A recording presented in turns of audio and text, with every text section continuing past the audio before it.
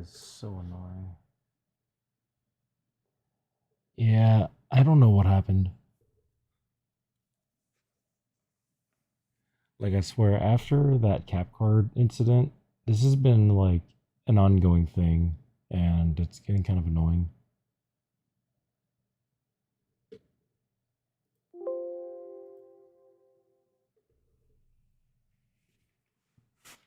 Very unfortunate.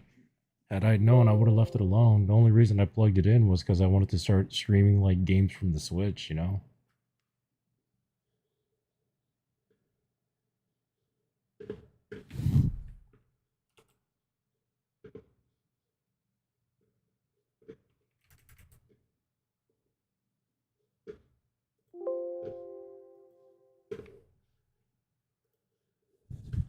Yeah, I was trying to stream like Xenoblades and the new Xenoblades that's going to be coming out next month and a few other games. But yeah, this is highly unfortunate.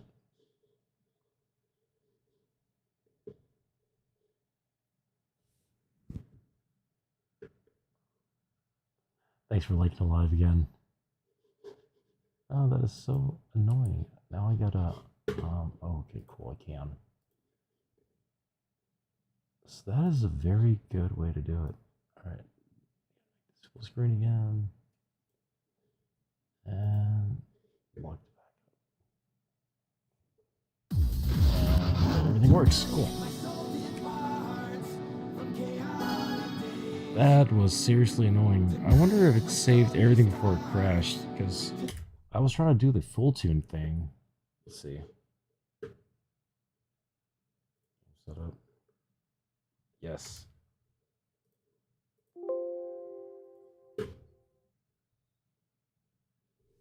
Okay, let's see if that works now.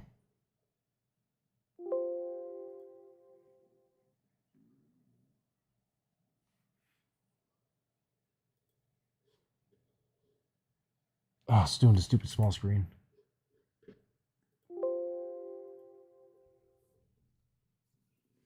Yeah, actually, I think no. My lady likes the later one. Hey, Booby, you like the 6 or the 6R opening?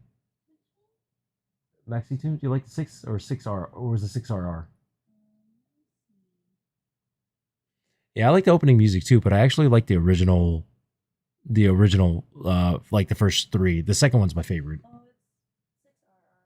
Oh, my lady likes the 6RR. That one's a really really pretty one. But I like 2. 2? Yeah, so the lady and I like the second the most, just because that one was like the era appropriate, like 2000s like trends.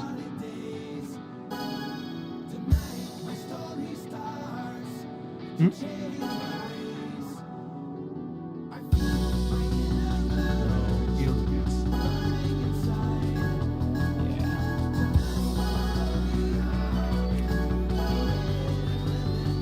She said she's willing to race you if you got a car, so you should hurry up and full tune one so you can race with us. Okay, so right now, see, this is a full tune car, so I'm just gonna max it out. Actually, no, I'm not gonna play max. I'm just gonna go 800. That's pretty good enough for this course, especially in the early stages.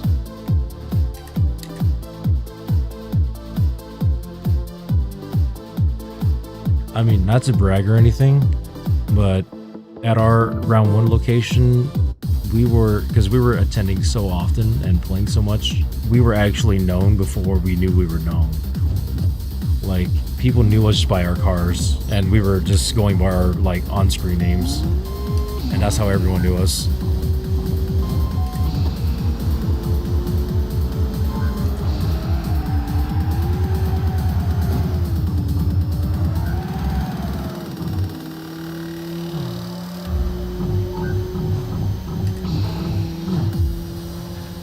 Not too much of a flex. I think the bigger flex is the fact that because we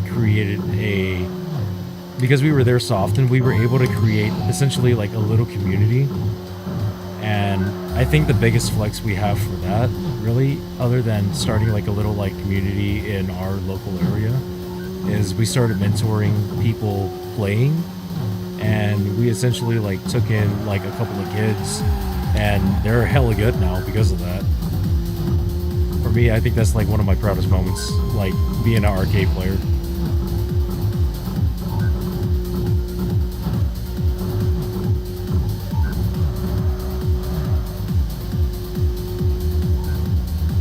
I mean that, and there's this one course in this game. I think I'm top. If I'm not mistaken, I think I'm top 20 in the North American region.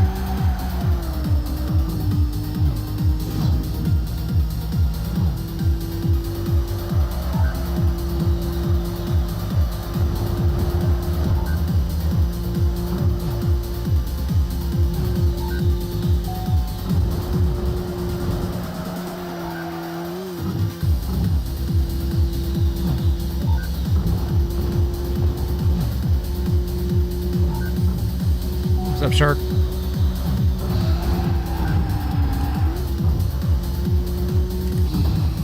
Hey, just FYI, Shark, my shit crashed earlier. It may do it again. I gotta pay attention. Yeah, I mean, it's super intense, and the fact that, like, we are battling a lot of people, too. So it's, like, super fun, you know? I mean, more so it's fun having that community. You definitely do. It's so fun there. It's addictive. Oh, shit.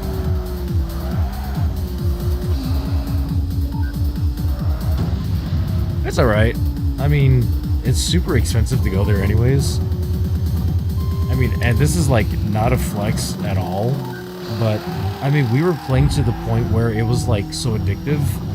I was literally dropping probably 100 every weekend just to play this game. We were literally there for like 5+ hours.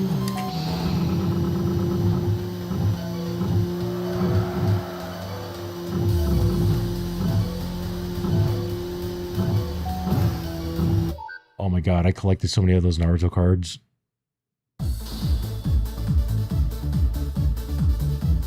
Like, I literally collected so many of those Naruto cards, it's not even funny.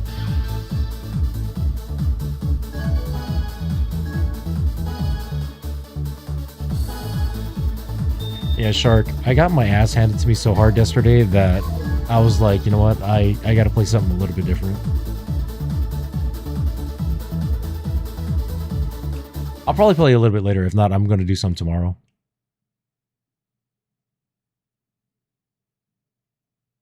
No, I think that, like... No, wait. The first time you played, you spent 100, like, in total? Because I usually drop, like, a bill every weekend, and it's a mix between this and Naruto.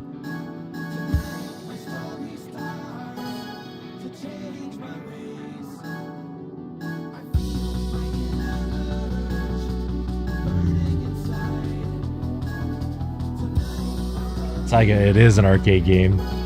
I got it emulated. Yeah, I love the fact that it's a physical card. I got like a little binder of it.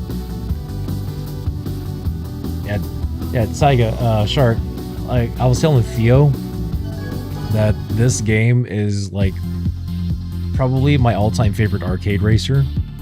I've been playing this since Maximum Tune 2, which was like when I was probably like 12 or 13. So I've been playing this game for hella long. And I'm like super addicted to this game too, so.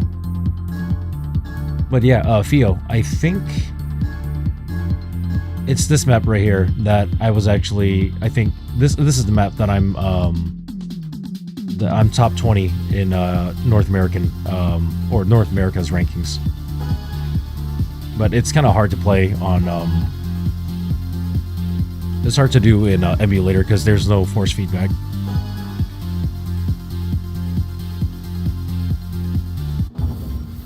Thanks.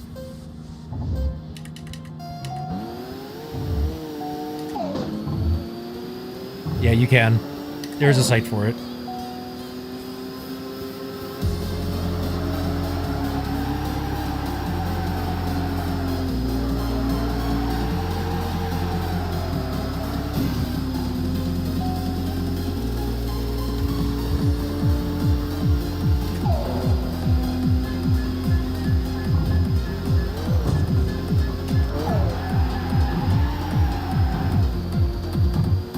With no feedback, it feels hella off.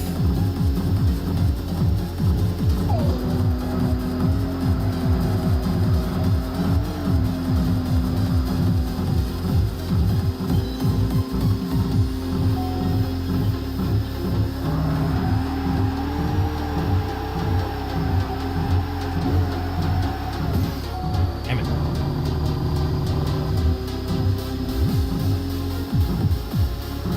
I do have a stick, but currently using the paddle shifters.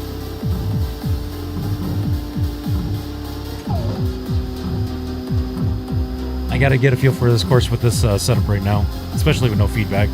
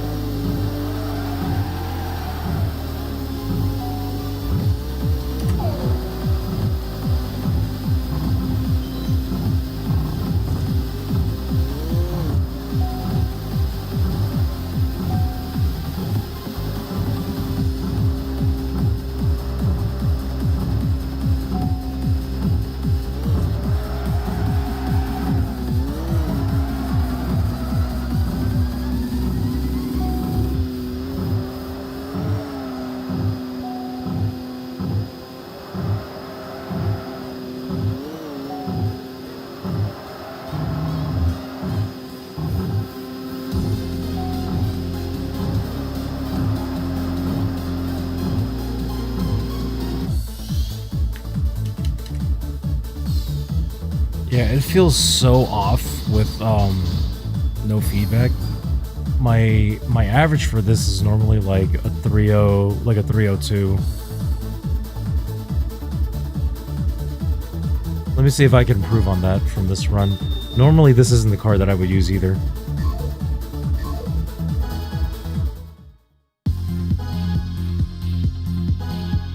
I swear that wasn't at 740. That was at it should have been at 800. That's weird. Exactly. What's more confusing about not having the feedback is you don't get a feel of what the car really wants to do.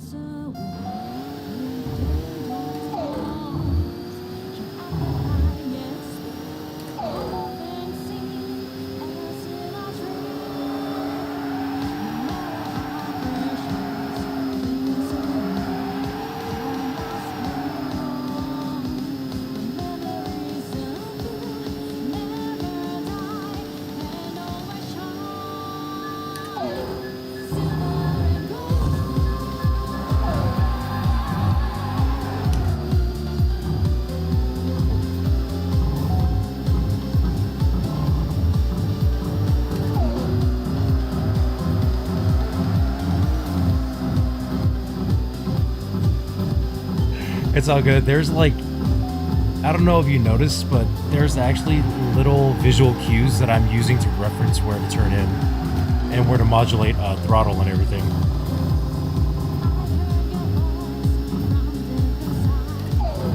And I usually specifically shift at certain speeds and revs. So like you'll notice usually when I go to 4th to 5th, I'm usually going at like 300 kilometers. But earlier at that one turn, you technically wanted to like line yourself up in the middle of that like signboard. And then over here, where you're kind of coming up, you want to turn like right here at this line. And then come all the way out towards the wall. And kind of keep the slide going, modulate the throttle a little bit. And at the signage right here, downshift, straighten up, and then come into this apex. And then back out into this wall.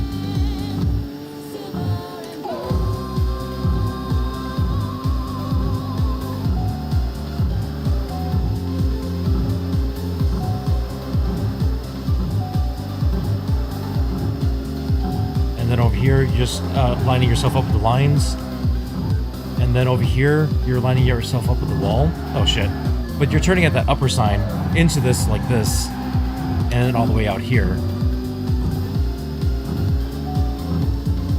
And then over here, it'd be kind of like you line yourself up there, bring yourself all the way out, and then turn in, bring yourself all the way out,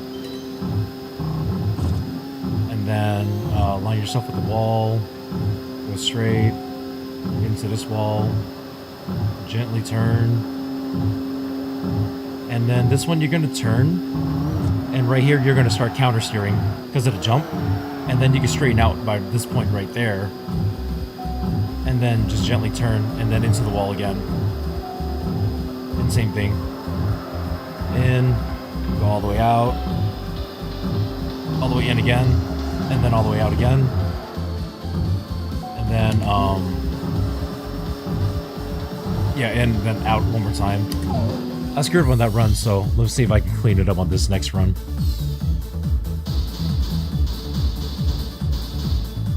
So yeah, I got myself a little distracted, but yeah, I could definitely clean that up a lot. I'm gonna go for one more run, and I'll probably do like a C1, since everyone loves C1. And then maybe I'll do some Hakone too, give it a little bit of Toge runs.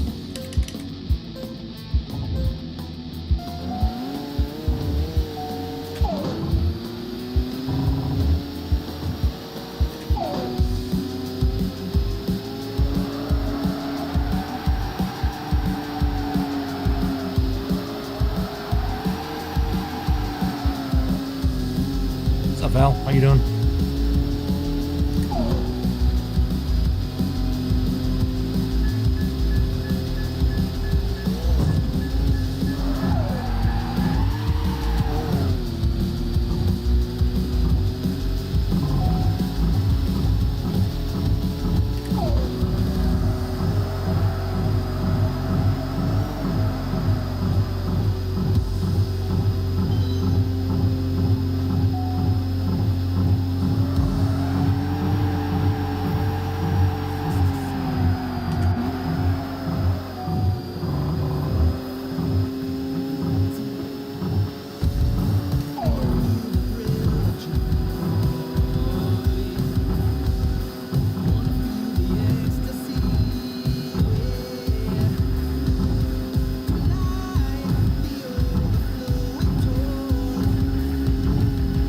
This is just the most boring part of the track.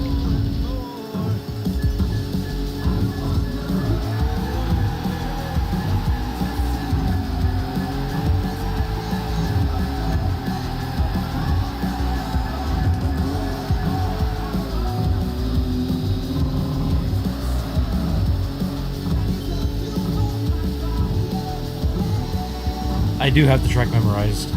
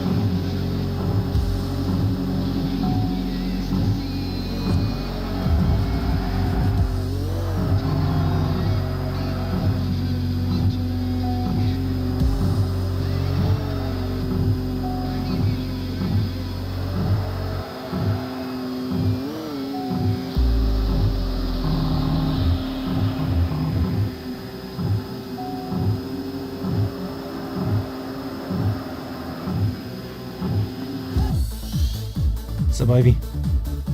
Yeah, I don't have all the tracks memorized, but I have probably a good, I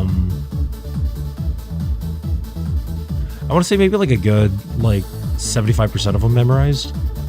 And the kind of cool thing is if you're doing like ghost battles, because you have the option to branch off into other tracks, so not every race is going to be like 1-for-1.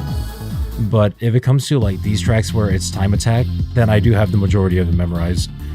This one is one that I memorized. This one is one that I've highly memorized. This one, these two, this one. These two are super easy. They're straights. And these four I have memorized for the most part. And that took a lot of time and a lot of freaking money to do.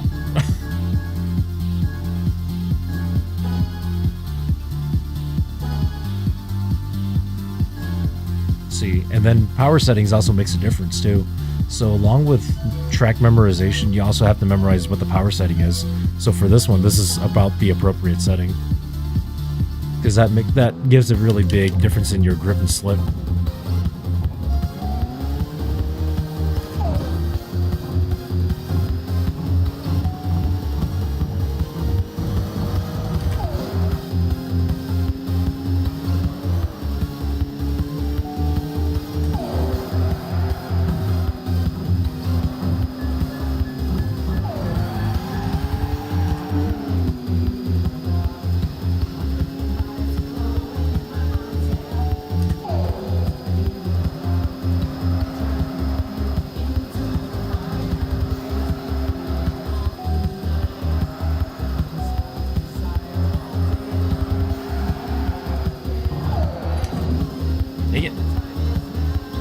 Position was off. The thing that sucks is, again, I don't have the force feedback, so I can't tell what the car wants to do.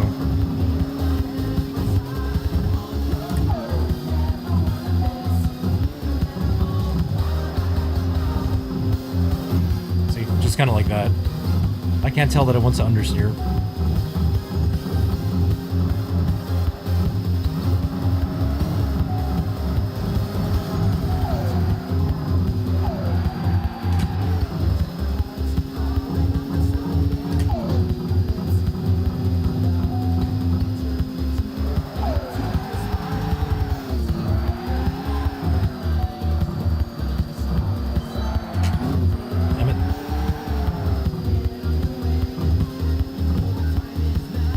And then you want to hit the wall in this part. Except for that second hit. Main reason is it pushes you in the right direction that you need to be for the best time you want to get.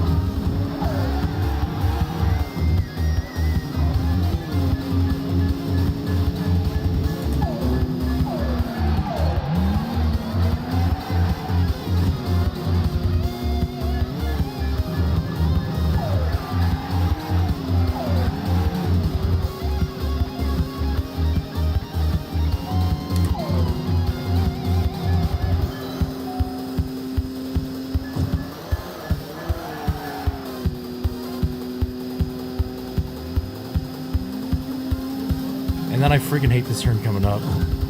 I always screw this one up, even in the arcades.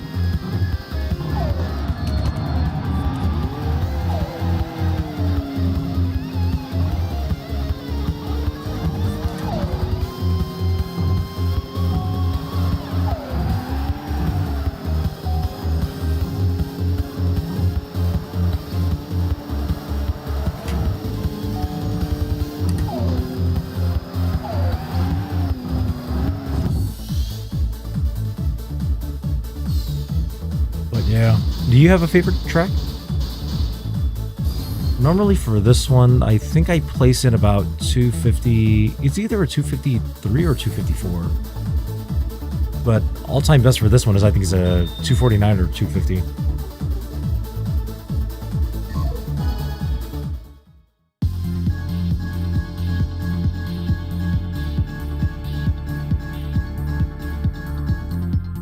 I'll do something a little fun.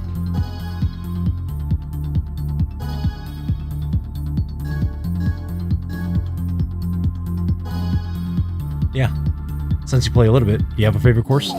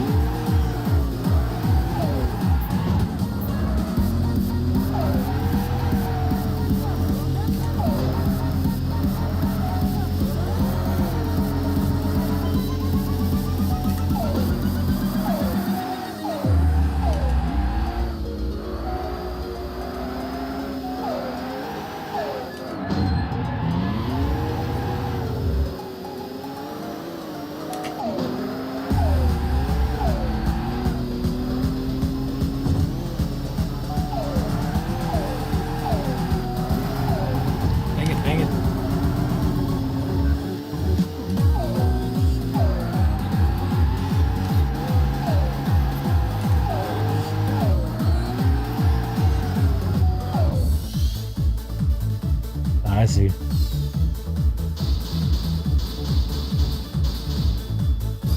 Yeah, you should totally play more.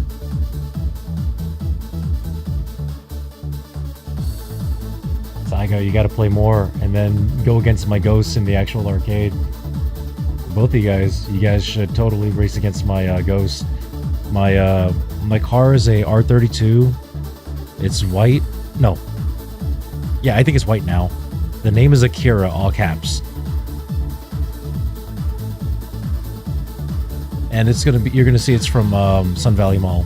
That's gonna be my main venue. So if you ever go against me, feel free to play against my ghosts. I love challenging other people. Oh, and little fun fact, their current player in North America that has the #1 time on this map was actually a newbie that the lady and I mentored for a little bit, and he just completely took off after the little tips and tricks we showed him. And he's now like in one of the bigger groups in North America, playing some serious comps. He's really, really good.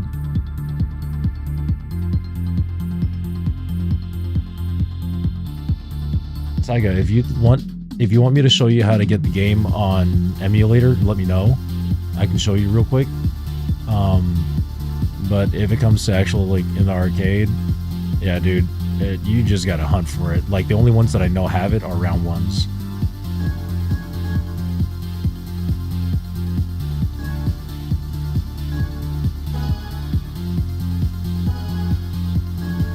Do a high-speed map.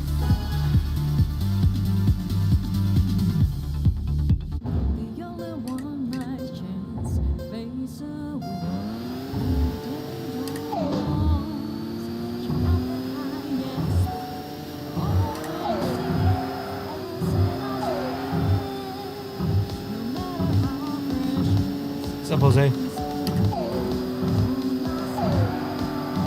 Dang it.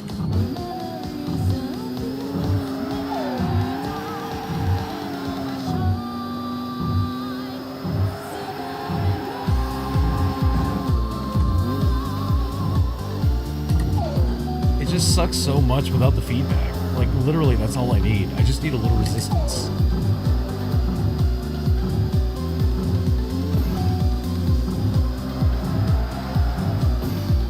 See, like, just being able to, like, trust the car to go into the walls, like, that feedback is very valuable.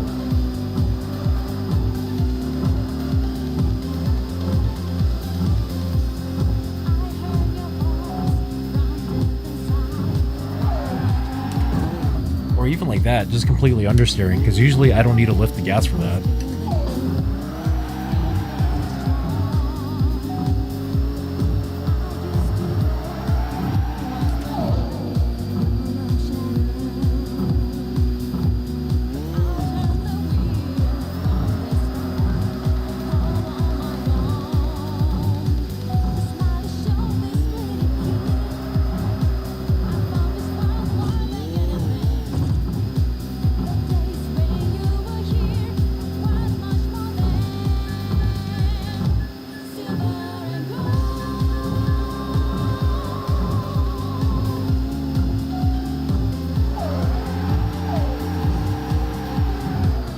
Kissed the wall on that one.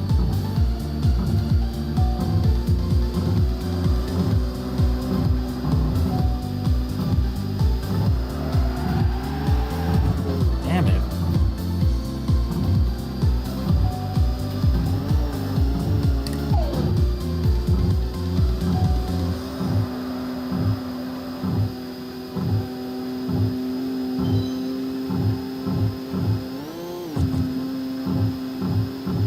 Shields, thanks for sharing it live.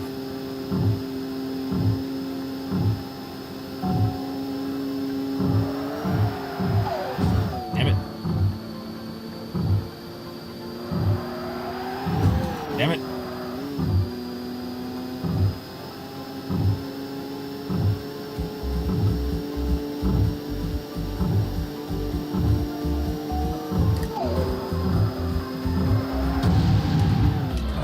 That was gonna be a slow run anyways.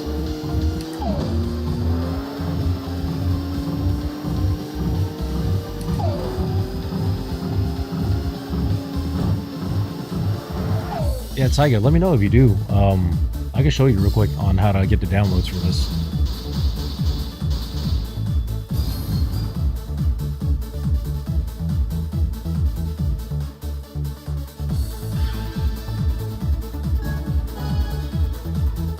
Alright, sounds good. Let me know when you're ready. Time to switch back into a car that I'm more familiar with.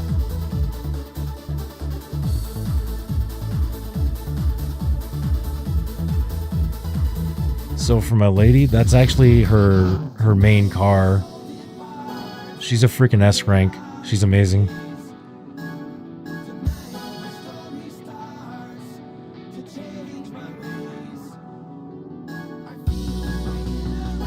Honestly, racing her, she's one of the scariest racers I go against. Just because she's not actively aggressive, but because of how clean and quick she actually is, she's a really, really challenging racer.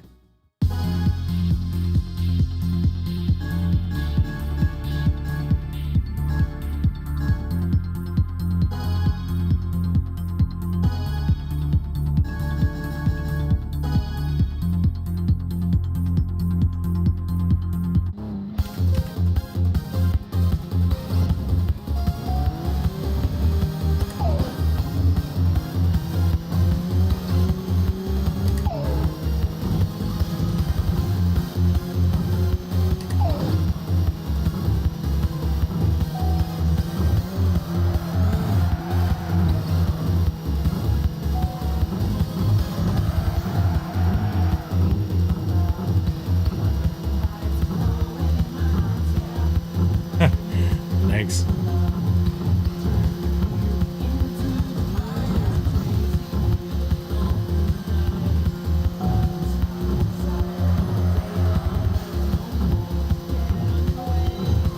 This is some initial D-ass music right here. Ah, damn it. I don't think the lore's too crazy with this one, though. But yeah, I mean, we literally do everything together, Theo. Like, when I say literally everything, it's literally everything. We work at the same place together. So we literally, from morning till night, we're literally, like, together all day.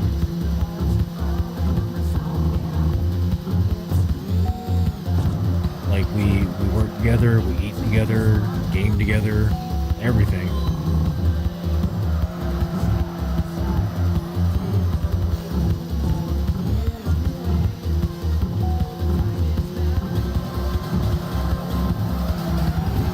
Damn it. Damn it. I don't know what I was thinking there. But honestly, Shark, one of the reasons why I love to emulate this is so you don't waste any freaking money testing new lines. That is the best perk of emulating. The only downside is if you get used to the emulator, when you go back to the actual arcade machine, it sucks.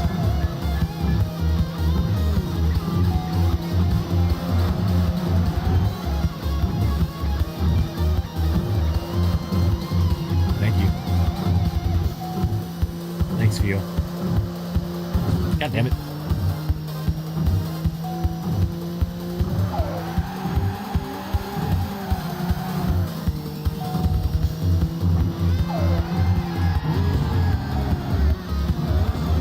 Hey, thanks for liking it live.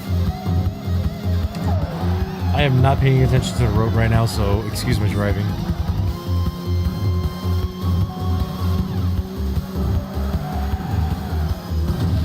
Oops. No, they are super pricey. Just because when I kind of gave it a rough calculation, and I forgot what the outcome was. I think it was a little over like $1.25 per play, because the less money you put into the card, the less credits you receive, right? But the more you put in, the more bonuses you'll get. So I think when I put in 100 at a time, I got like, I forgot what the extra amount of credits I got was, but it was like a little bit over 800 or around 800. I think it's like 810 or 815, something like that, whatever round one gives. And whatever that was, I think if you calculate per play, which was like 9 credits or 9.2 credits per play, it was like a buck something, about a buck something per play. It's pretty freaking expensive. So if you can find a place that does time play, it is much, much cheaper to do it that way. But if you're only testing lines and experimenting, emulate it first before you test it in stores. And Taiga, sorry, I think I was meaning to speak to you. I think I was calling Shark out, so my bad on that. But yeah, definitely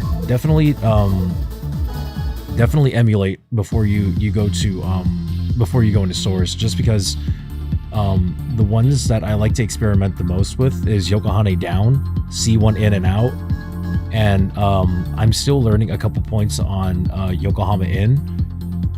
And yeah, it is an investment. I think from the time that I started playing 5 when it re-released out, or when it released out in the States, till now, considering that I have more than half of the cars in roster with me right now, I'm pretty sure like my cards for maximum tune, if you combine the total value of what I put to full tune the cars and the amount of money that I did for you know, like the dress up and all the other shit for it, I'm fairly certain that those 4 cards that I own are probably worth more than 6K, just, you know, in value of me playing it.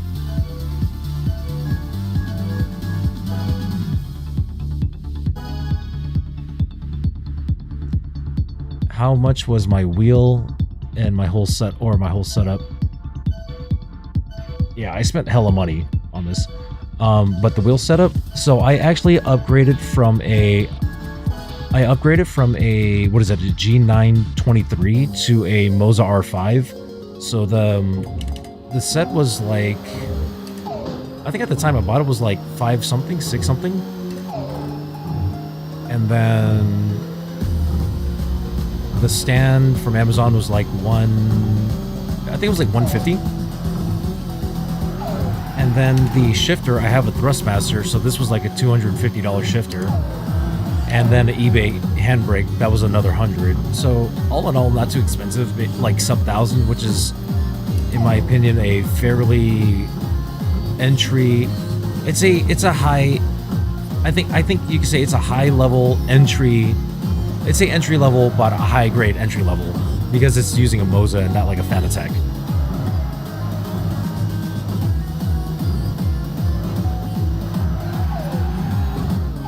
And mainly because I'm gonna stop that real quick.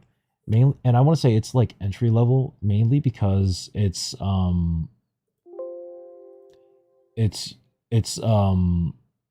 higher end because it's using a direct drive, right? So most wheels that you see, like Logitech's, they're gear driven, right? So they're super clunky. There's a lot of like dead spots. So doing like very, very minute inputs is very difficult to do, especially in a game like this. So you can do it, but it takes a little bit more awareness of your inputs. So I don't recommend it, especially because it's like, okay, it's your first wheel, you're paying $400 already.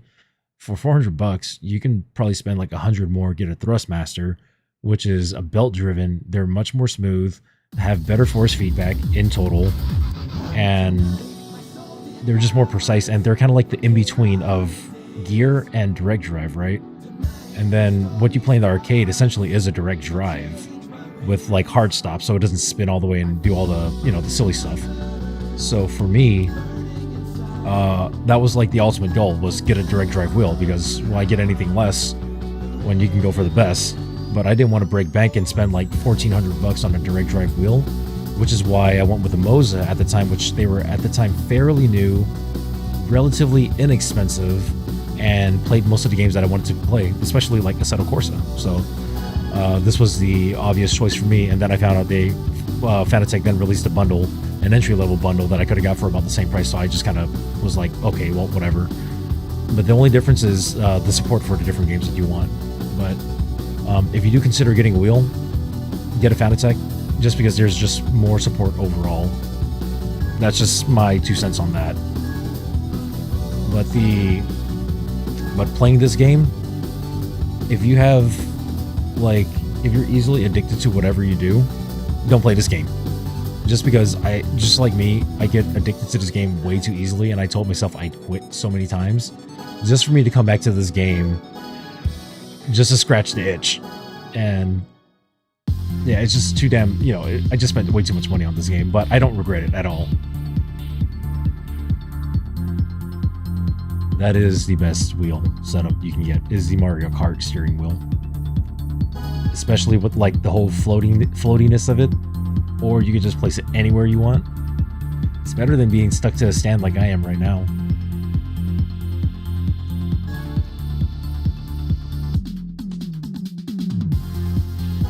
But yeah, the setup wasn't like too expensive though. I feel like for what I got, it's fairly modest. But yeah.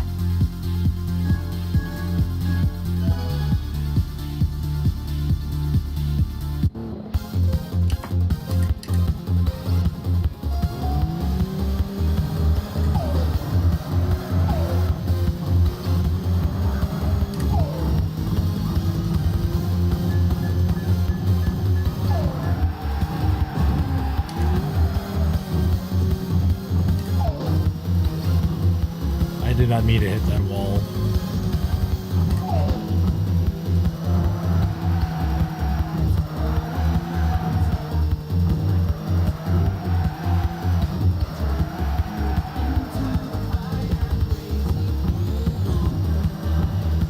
If you have any more questions about the setup field, let me know.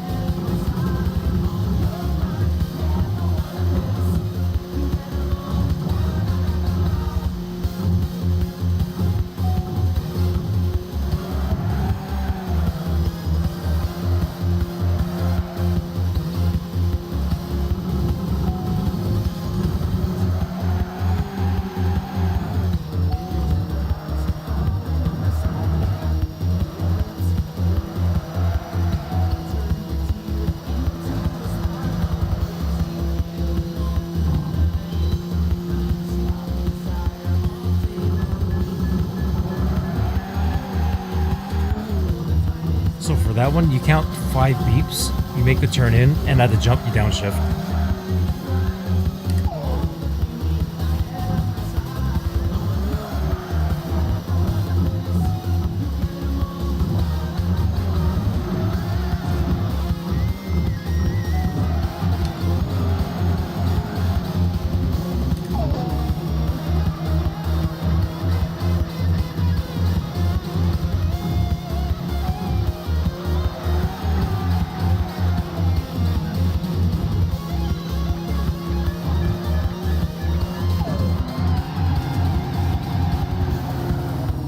So that one you want to hit the wall so you can get the right angle again.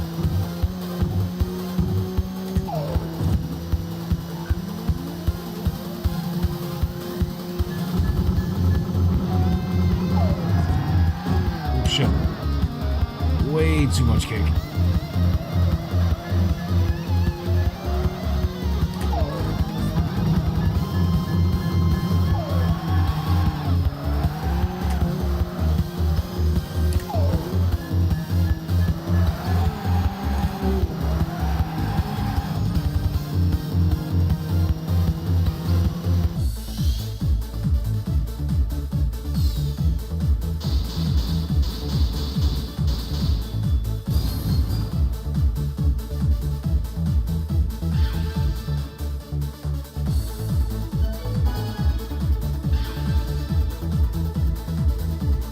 Oh, Theo, not to get a little sappy with it, but would you guys like to know how the lady and I met? That shark is actual lore right there. That is actual lore that always gets everyone by surprise. Okay, so the lore is, let me exit out of the game so that way it's not too loud. Actually, I'll just play. It's just probably gonna be crappy gameplay though. I'm gonna take a leisurely drive on the Wangan. Nah, you're good. So, all right. So the lore goes like this. I was at the time 16. No, was I 16? 16 or 17, somewhere around that time. But I was at work, right? And I got like a number, like a text from a number I did not recognize whatsoever, right? And I'm like, who the fuck is this? And the text says something along the lines of like, hey, did you get the ringtone that I sent you? And remember, this is like back in the day, right? So where you were still sending ringtones and, you know, try to get all the funny stuff. Anyways, I'm like, no, I didn't get it, but who's this? And she, you know, she introduces herself, and I'm like, oh, I don't know you at all. And she's like, this is Brian, right? I'm like, yeah, but she was referring to her cousin, not me. She has a cousin named Brian. So it just happened to be like, hey, you know, you know, that's kind of how it started. But anyways, I was just kind of like the weird one where I asked her, and I was like, hey, you want to be friends? And like texting buddies. And, you know, she was like, sure. And the funny part is, like, our area codes were completely different. I had a one area code from, you know, this one area, and hers like maybe about like 2 hours away, just to find out we actually live in the same city. So we met a little bit. We actually, like, I met her a little bit after that in person. At the time I couldn't drive, so my childhood friend actually drove me over. And I got to meet her for the first time for only like maybe like 5 minutes. And ever since then, we just started texting and chatting a lot more. And we started playing on Xbox Live. One of the games we bonded over was a Forza 3 and Forza 4 and GTA 4. She was playing with me and the guys. And that went on for about a year before we finally got together. And since then, it's been, this year will be 14 years. So the way we met was a wrong number text that just happened by chance, and I was just being a little weird by asking if she wanted to be a friend.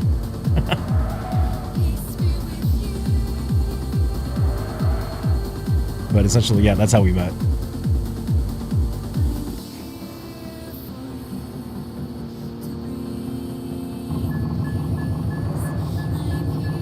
Crazy part is it's been 14 years. So literally, I think literally the time we've spent together now was approximately the age like where she and I were when we first met, which is really, really wild to think about. Like, at this point, you could say we've literally known each other for half of our lives.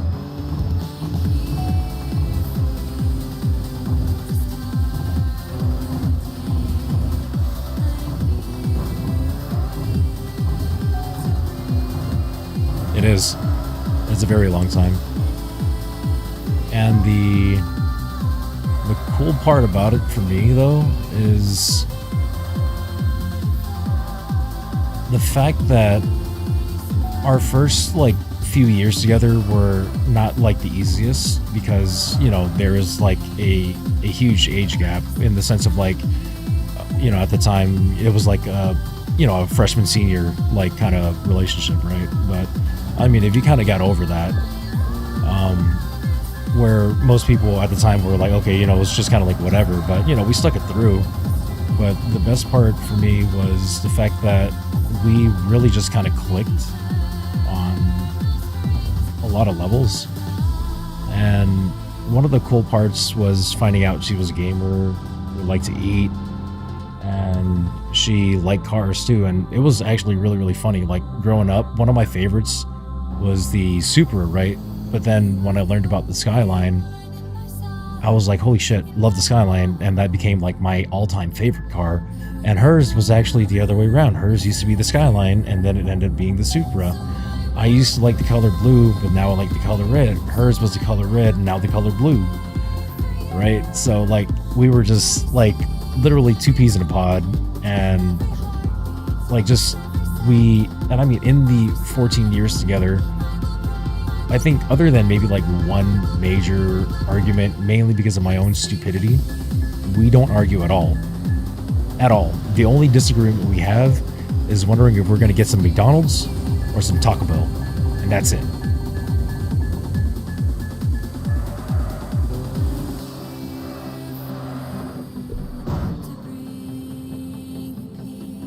I'm pretty sure that is like some good commitment, like long-term commitment, just because, you know, it's been hella long.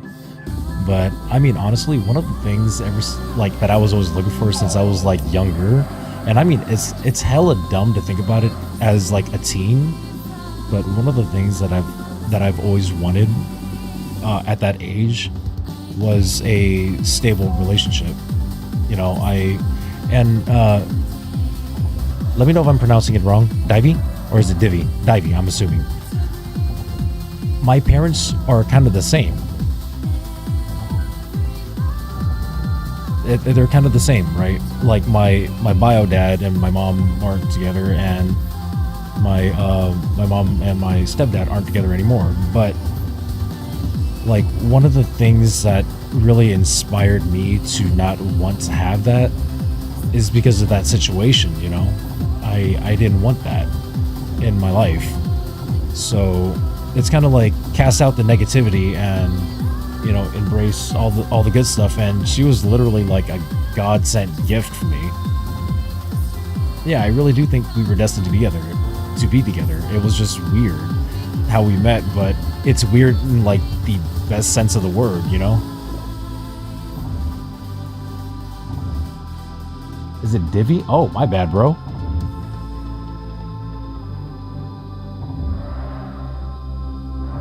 My bad. At this point, you can say I'm like dyslexic or something, dude. My bad.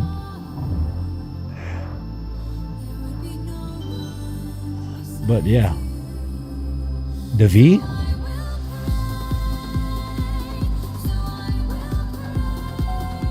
Okay, next time I get on Strinova, you guys are gonna...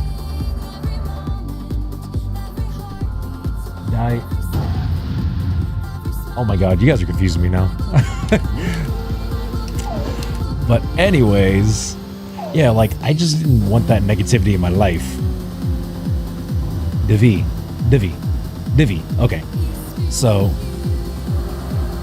yeah, I just didn't like, I don't want that negativity in my life, right? And you're funny. You guys are funny though. But yeah, I mean, for me, it was just like, you know, I need to just make my situation better. And, you know, honestly, she's been like my biggest support. Like, everything that I've done. And I guess to go into a little bit more lore about myself, like right after high school, because I'm a big car dude, so my biggest thing that I wanted to get into, she is hella chill. The biggest thing I wanted to get into was automotive, and my first choice was mechanics, and second was body work. And she was super supportive of that. And you know how mechanics usually aren't the most glorified jobs in the world, but for me, I love working with my hands, and I find it very, very rewarding. And she's been super supportive of that. And, you know, she encouraged me, and I got my first job as a oil changers, cashier. And eventually I got moved into hood and pit tech. So I was doing the actual oil changes. And from there, I got my first project car, which is a 96 S14. And had that baby for 11 years. I had it from, oh, sorry, not 11 years, 7 years, sorry. Because I got it in 2011. And she was there with me when I first picked up the car. And she was there when I literally, like, that was the car I learned everything on. How to do coilovers, how to do control arms. That was the first car I had manual swapped. first car I slid, spun out, got into an accident with, and that's the yeah, I picked up a car, and it just happened to be by accident. I was like a complete dipshit when I was in high school, and this is a totally separate story for maybe like another day.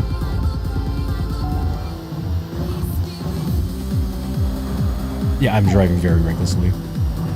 But yeah, so essentially the way it went was I was being a dipshit in high school, and I was you know, at the time, like, we were separated for a very brief time, but I was driving around, spotted an S14, met the dude, talked to the dude, and got his info, and eventually got the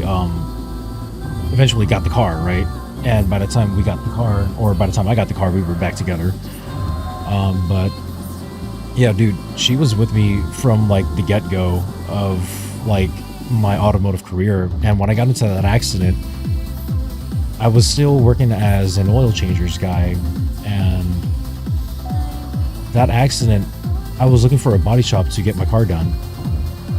And when I got my car fixed, or when I was gonna go get my car fixed, the body shop that I took it to, I just was asking them, I was like, hey, are you guys hiring any, like, just some kid fresh off the block, like, I'm willing to learn. And instead of walking out with, you know, getting my car fixed, I walked out with a job. Do I deform doorknobs? What do you mean by deformed doorknobs? I break doorknobs. And that's not even a lie. Like, a few times opening my 93 Camry's door, I've snapped that goddamn door handle like 3 fucking times. But yeah, no, I mean, like, it was a super casual, pickup, because like there was so much negotiation going into that car to pick it up.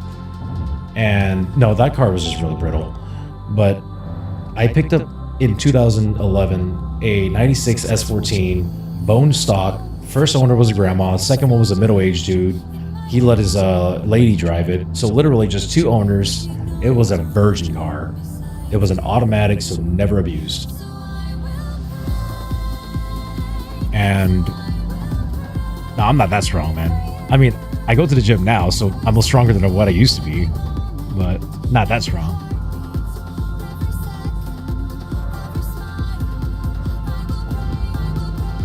No, you know, thanks for letting me know about the mic. I may be talking a little too close into it, but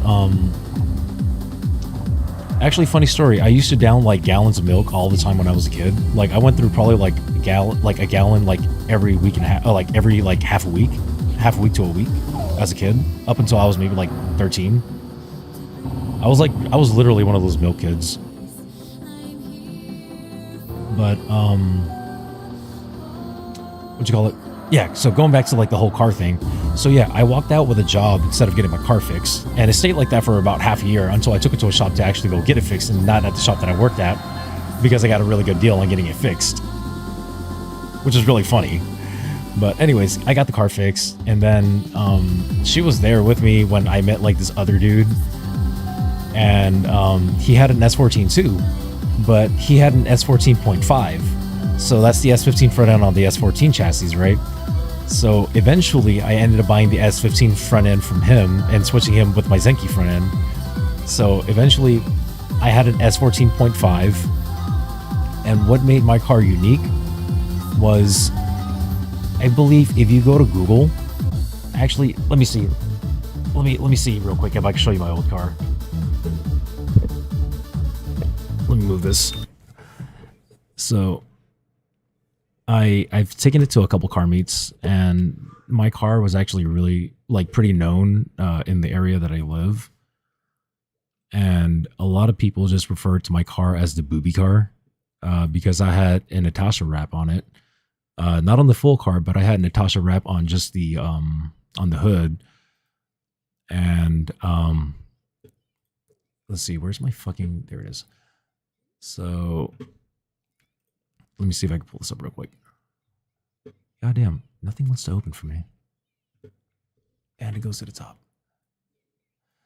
Okay, so let me see. S14.5.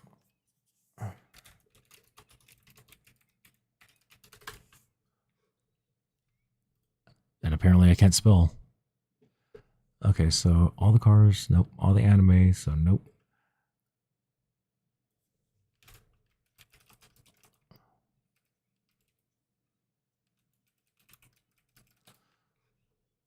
Is it there? Okay, so that isn't there. So I used to be like literal like first image, second image on search page on Google search. How'd you know I floss with barbed wire? Where is it? Can I find my freaking car? It's been so long since I've seen it.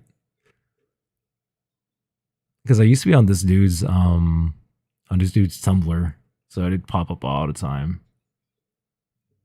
Damn.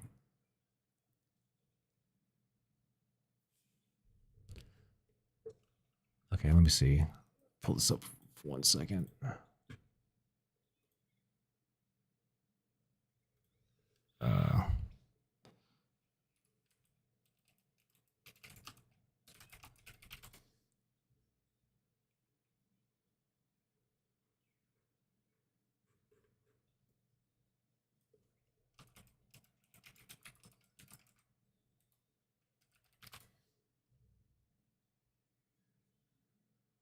Let me see if I can find it, because my car was like literally there. Turn down the fucking music on that thing, but let's see.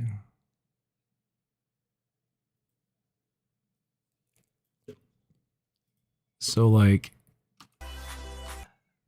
this was like when my whole thing was like wrecked. Like this is like before my front end got like destroyed, but like this part got like knocked off because of a freaking like manhole thing. Yeah, I'm a big Xenoblade fan.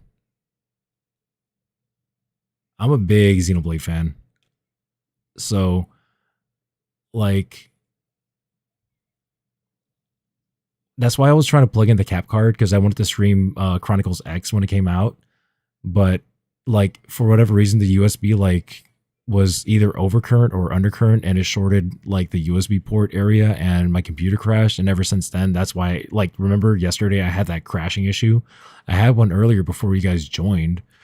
And yeah, my computer's just been acting like all like weird ever since. But yeah, I'm super excited for Xenoblade X because I've never had played that one before. And the one that actually got me into the game was 2. Oh, you got to play it. It's so good. Yeah, I'm honestly I'm super excited for X. Yeah, so I'm looking to get I'm looking to get a the Elgato, the PCIe cap card. Damn, you got 600 hours in 2? I thought I did a lot. I was probably like 350 in. So, Taiga, you're probably gonna be like a little bit jealous on this one. I got the collector's edition, uh, both from the US and Japan for Chronicles 2, 3, and I have a few collector's merch for Chronicles 3. I got a lot of stickers too, and my lady bought me a custom jacket for 3. Fire Emblem, that's more my lady's game. I'll take some pictures. I'll put it up on my TikTok. I got to pull it out. We got like several cool collectors games. Like she has a collector's edition Yakuza 6. I sold actually recently a collector's edition Ghost of Tsushima. I have the collector's edition Chronicles 2, 3, I think 1 too. Fire Emblem. I that's why I wanted to do the stream on my Switch. I wanted to replay the 3 houses. I think I got the Japanese art book too. I think I actually have 2 copies of it, if I'm not mistaken. Are you a Mithra or a Pyra fan? I'm more Mithra. Oh, but before I forget, yeah. So this is my car. This was my car. Yeah. So I had the S15 front end fender cracked when I was coming out of the DMV, so I totally stitched it up. I had like zip ties holding the bumper up, so totally like drifter look. MB battles on them. These were like 17 by 9.5s. So they were super flush with these over fenders, or these fenders, which were like 10 millimeters extra wide. I had them tucked in the rear without having to roll my fenders. So at the time when I was doing all this, I actually worked at Toyota as a mechanic, and I was doing tires and alignments. And I did the alignment on this myself. So on this one, I ran like zero toe, and all squared was negative 3.5 camber. And I was working on, let's see, on the 17 by 9.5s. I think I was running like 225s. So they were stretched. They were super stretched on the wheels. That was the only way I was able to get these wheels to fit into this gap. And literally, it was like a credit card fit. Numa is the best answer, but Mithra is better. Mithra is way better.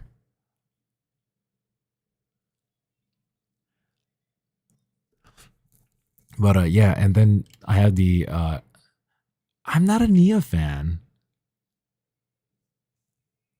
I'm not the biggest Nia fan.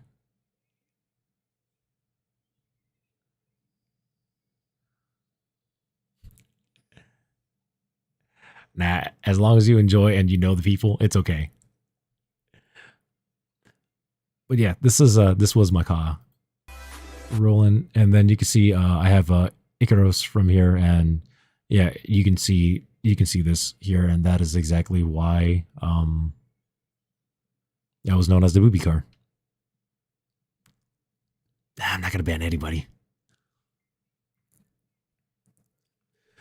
but yeah, this was damn 10 years ago.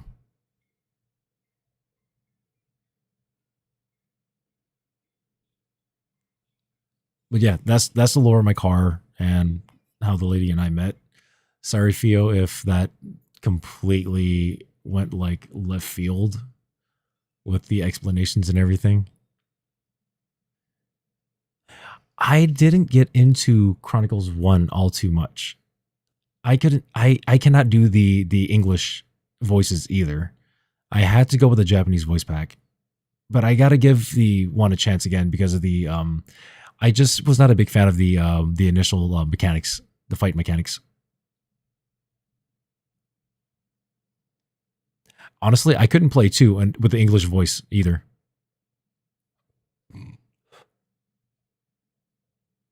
Thanks, Vio. Appreciate it.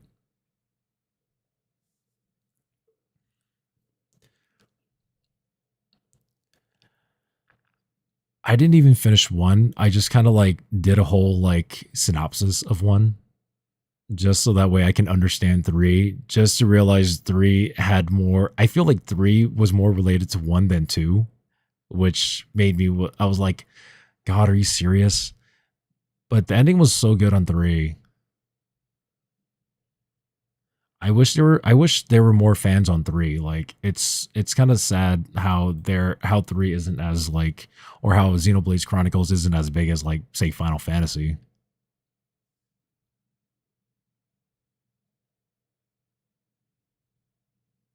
All right, I'll go back and give 1 a chance again, just because like I'm so early on still that I could just restart it and I wouldn't feel bad. Um, I probably will play it on here once I get me my cap card, um, the PCIe cap card. Because if I use the other one, I have a feeling I'm gonna crash again. I'm not gonna ban anybody. I enjoy you guys too much.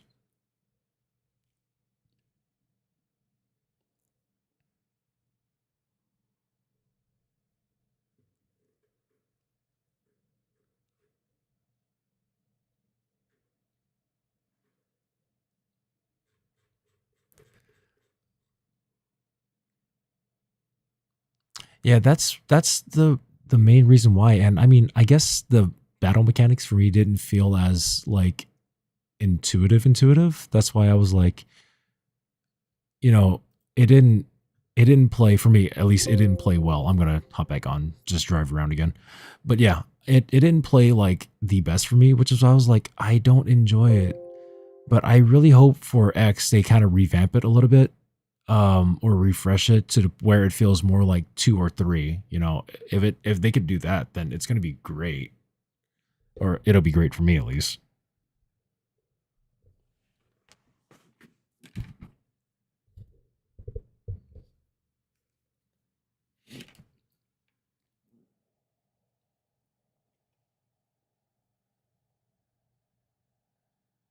I see. I mean, but then, like, even if it makes it harder to like, even if it makes it harder, I think that's like the fun part about it, though. Is like, yeah, he's the MC, so of course you're gonna want to like, have him in your party. But I kind of like not having like some of those main people in my parties just because like it adds to the challenge, and it's kind of fun to do it without him.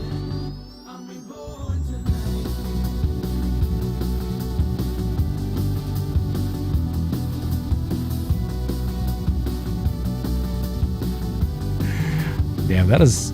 You need to put more time in 3. 3 was a beautiful game. Honestly, if I were to imagine myself as any of the characters, I am definitely relating myself more to N than any of the other characters. Well, no. I say I'd be a mix between N and Senna. And in 3, I'm a huge Senna fan. It's Senna and then Uni for me. Future Redeemed was also really, really good. I enjoyed it.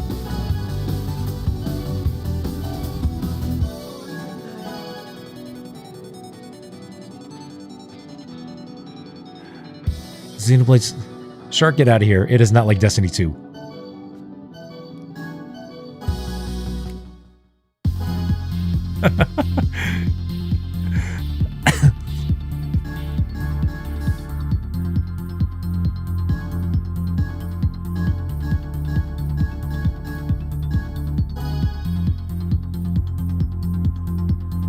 Miyabi was cool. The best non-playable main characters or the best non-playable characters in the game or in the series, in my humble opinion, are the freaking Nopons. The Nopons with a big-ass wrench. They are my absolute favorite. They are so freaking cute. Watching them waddle around and just looking up at you. Like, why would you not want a Nopon? I would want a Nopon as a friend and as a pet.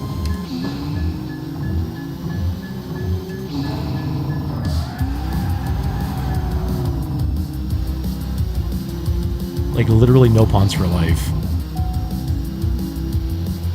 Like, I swear, if I could, like, when I die, and if I could, like, totally go, like, isekai, it would be in Xenoblades, and I would be a no pawn. That's what I wish for. I would be a little round fluffy ball, doing my thing with a big-ass wrench on my back.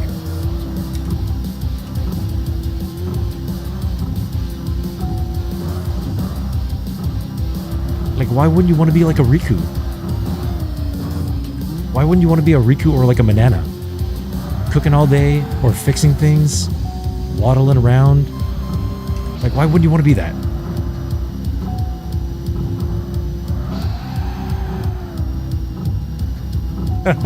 Oh shit.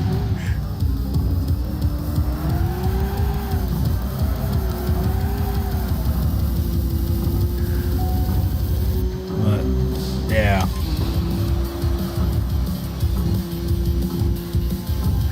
Actually, let me not play because it's hard to read and talk and tell stories at the same time.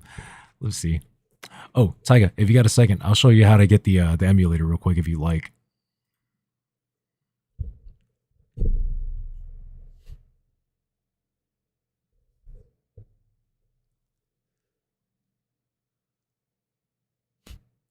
Who's the other good character? Oh yeah, Poppy. Poppy. Yeah, Poppy's final form Poppy. Yes. Okay, so Taiga, this is how you do it. Oh, I'll be posting my actual times on my TikTok if you want. I will if you let me know. Do you guys follow me on TikTok? Because that's like my only socials that I actually have. But I could post my actual times on TikTok if you guys are really, really interested on my my actual arcade times. But anyways, let's see. Let me bring this down for you. Or bring this up for you, I should say. Okay, so first thing you would want to use. Okay, I need to fix that. Thanks for reminding me, Shark. Okay, so what you would want to do first, at the very least, to get started with playing is you need to download TechnoParrot. So it's spelled like this. So go to TechnoParrot, and just you can go to the downloads and just download the TP Bootstrapper, and then it's going to download in a zip file. So once you download it, just go ahead, download it, unzip it, and save it to wherever your location is, and just go through the basic install and setup. And that's like part 1. And then part 2, now you need to find the ROM for the emulator itself. So in order to do that, go to this site right here, romsfun.com, and look for Maximum Tune 6. Or if you want, you can also look for Maximum Tune 5. If you do a little digging around on Google, you could probably find 5DX Plus, which is what we have here in the States. So yes, this is legally acquired, of course, because I own one of the cabinets in round 1 based off of how much I played there. So I technically own it. But yes, go ahead and download this ROM. And essentially, once you do download it and you open up TechnoParrot, it'll look like roughly like this, but with like none of this loaded, right? So it's going to ask you to add a game. So you would go add a game, go all the way down, and add whichever one you downloaded. For me, it was 6, right? So from there, it'll look like this now. So when you open it, it'll look like this. At that point, you go into game settings, and then you got to go into wherever you downloaded the ROM to and add the directory. So the first one is going to be this file right here. And then you're going to have to add the second one, which is the AM odd authenticator one. And you add the second one. And then direct input is for wheel. Zin input is for controller, keyboard, and, depending on what you want to play with, right? And then you could like do all these like other extra settings, like, forceful tune, neon, and all that other good stuff. And then once you do that, oh, you can barely see the screen. I can't make that any bigger. Yeah, that does not get any bigger, unfortunately. Oh, you know what? I'm so sorry. Hold on. Let me redo that. Give me 1 second. I forgot that I had to adjust that stupid screen for the game. Give me 1 sec. Let me resize for you guys. My bad. Let me go back and explain. Okay. Can you see it better now?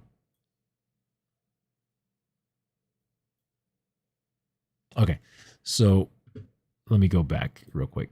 So when you download from romsfun.com, so go ahead and download from there. So once you acquire it, go into the directory, wherever you download it to, add the games from your directory to it. So there's going to be the .exe, the WMN6R .exe, and then there's going to be the authenticator.exe one. So just make sure you put those 2 in. Then you do the forceful tune, force neon, whatever else you want. These leave unchecked. And then you want to save that. Where they're... Yeah, my bad. I had the thing like hella zoomed in so you guys could see the gameplay earlier. It was so freaking stupid. You can use any controllers as long as they link up to your computer. Let me see. One other thing you want to do too, if you end up using a wheel, if you go into settings, you want to do, if you're doing a direct wheel input, make sure you put full axis gas and brake. Otherwise, it's not going to work properly. I've never used a Stadia controller before.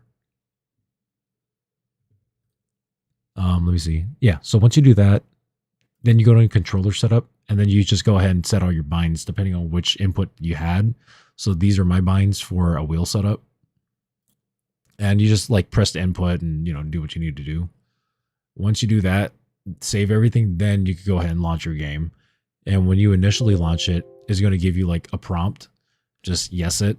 And then it'll pop up these like other little windows. Don't click out of the screen, or don't click anything. Don't click that either. And then it's going to boot up into a full screen.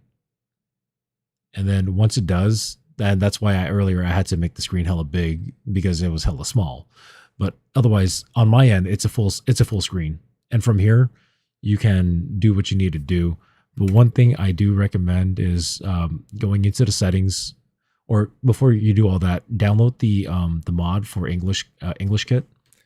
But once you do that, so that way you can kind of read this IO menu. When you go into the menu, go into IO test, go into that screen, and then go into IO interface. And you see how there's like a plus 32 or like a whatever. That's because there's a minor input that's being put onto the steering wheel right now. So if you're using a controller, you're going to have a little bit of an offset just because of like stick drift, or, just because the controller is being stupid. So what you want to do is, without touching anything and with your bind controls, you want to do continue switch test, which would zero out any inputs that you may have currently. So if I were to do it right now, like right now, you see how that zeroed? So that's what you want to do with no inputs. And then that way when you play, there's no like little turn to the left or a little turn to the right, because then at that point it's just going to be off, right? So now if you go into the screen, you see me turning left and right, stapling on the brake and the gas, going through the shifter, so you can see everything works. And essentially that's what you want to do. And then when you play story mode, whatever car you choose, it's going to continue to story mode and your progression is going to be saved. So you don't have to worry about going back and like, oh my God, I got to start from like zero again. I mean, you could also do the force full tune thing. So you're going to be like playing at max level anyway, so it doesn't even matter, which is kind of like what I'm doing. So I'm just kind of going through story mode full tuned, or I can just go through it under normal circumstances.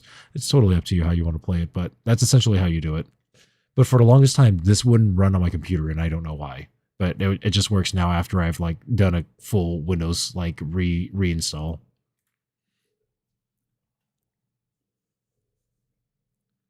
But yeah, that's essentially how you download and get this game to run on a computer. And it's so freaking hard to find like tutorials on YouTube that actually shows like up to date guides on how to do this.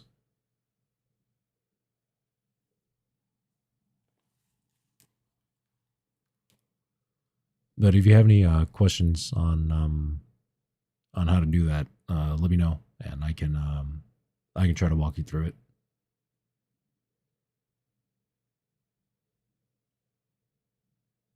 Yeah, good luck with it.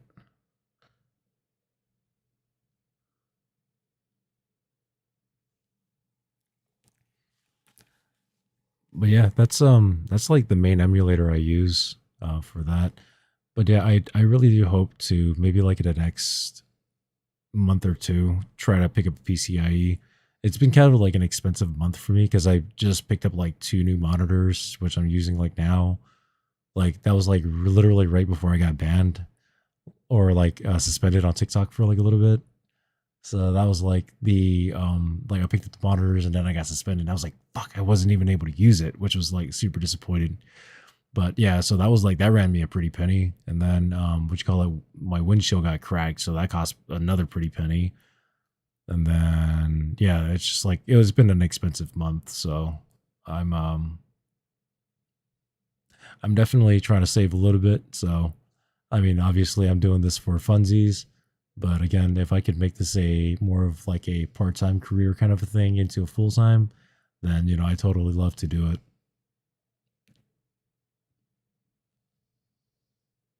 Oh man.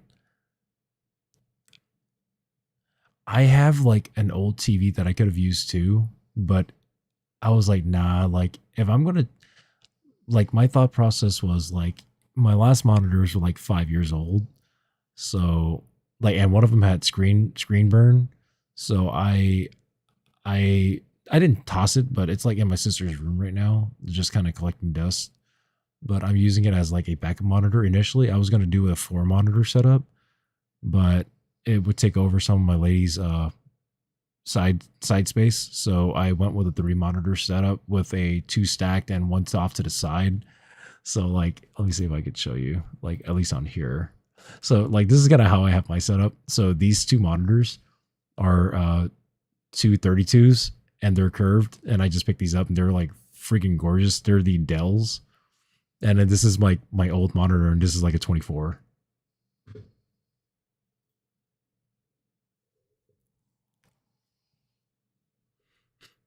So that's why when I was playing with you guys, like for the first couple of times, I was getting used to the monitor and I was not shooting, I was not hitting my shots. But yeah, I was gonna add a fourth one to the left side, but that's like literally taking up all of my lady's like. That's where she like charges her phone and headphones and her Switch and stuff. So I'm like, yeah, I can't do that. I need to give her some space too. But yeah, it's a freaking battle station here. I love it. And then I got like the wireless keyboard and mouse, and then the mic literally like down my throat at this point. So you know, it's a cozy setup. And then oh yeah, and the only reason I bought the monitors wasn't because of the screen burn in, and not because I wanted to do streaming, take streaming more seriously, but it was mainly because where I work, we have these desks that our facilities team is trying to put away, and it costs more money for them to put away than for them to give it away. And that's like the cost benefit of like just letting me take it versus like them having to have like three guys pick this table up, put it onto this truck, drive it over to this warehouse and store it. So I was like, hey, bro, like, because I was hella cool with our facilities teams. I was like, hey, guys, I'm looking for like a 55 to a 60-inch table that's height adjustable. Like, do you guys happen to have one that you guys are like throwing away? And they're like, yeah, I actually do. So I got a height adjustable 60-inch table. So a 5-foot table, height adjustable. This is like commercial grade desk. It's a 60-inch by 30-inch table. So it's a massive table. I got this for free. Something's equivalent on Amazon that's with like a weaker motor and everything would already run you like $300. So I was like, you know what? I'm getting this table for free. So guy math naturally says spend $500 on some monitors. So when I did some Googling and I saw these Dell monitors, and I just looked up like 2024, 2025 best monitors for like, on sale currently. And these Dells just popped up. And I was like, okay, these are like best overall in terms of price and performance. So I was like, all right, you know what? Let me just take a look on Best Buy and on Amazon. And I looked at the price and I was like, yo, these bitches are on sale. They were $80 off. I think. No, 50, I think 80, 50 or $80 off of the normal price. So no, they were $80 off because they were originally $320 each, and I bought them for $250. So I was like, okay, well, I'm saving like 300 plus on a table, so I might as well spend 500 on monitors since I technically have a quote unquote damaged monitor because of the screen burn in anyways. So I picked up 232s and I was like, you know what? I can't put them side by side because that's bigger than my actual desk space. So I was like, I'm going to go with the stack setup. So I did the stack and I was like, I have all this extra space at the side. So let me repurpose my other good monitor. So I put that one off to the right. So my Twitch chat right now is actually the one to the right. And my TikTok chat with Theo is right on top. And then my front and center one is obviously the gameplay one because I don't want to break my neck looking up at chat every single time. So I have literally two chats that I need to monitor over. So sometimes like I see one chat, but I forget about the other one for a quick second. But then I look over and I'm like, it's kind of like fun. But the only thing that sucks with like Streamlabs is even though I have multi-stream on for whatever reason, the live chat from TikTok does not integrate with the multi-stream chat with Twitch and YouTube. So it separates into two chats, which is kind of annoying, but I mean, it is what it is. But yeah, it is freaking epic. And I tried to repurpose as much as I can, which is why I wanted to do the 4 monitor setup. Because what I would have done was I would have done the 2 chats on the side. My main gaming would be here, and then my like just like any other like web pages that I may like need to open up or just like whatever would be like right on top. But taking the lady into consideration, I was like, nah, I need to be nice. She already allowed me to just randomly bug her at work and just go like, hey, picking up some monitors today. And she's like, okay. It was just funny. She was like, I was like, hey, I'm looking at some monitors. I'm thinking about picking them up. She's like, okay. And then like right before lunch, I'm like, we got to stop by Best Buy after work. I picked up those monitors and she looks at me. She's like, really? Oh, it's probably because I'm like hella close to the mic again. Is it echoing still or is it a little better?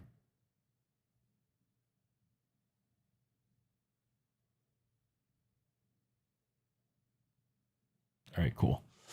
But yeah, and then I'm probably gonna have to like um probably talk a little bit quieter because the lady's actually asleep because my battle station is literally right next to the bed. So she's like knocked the fuck out right now.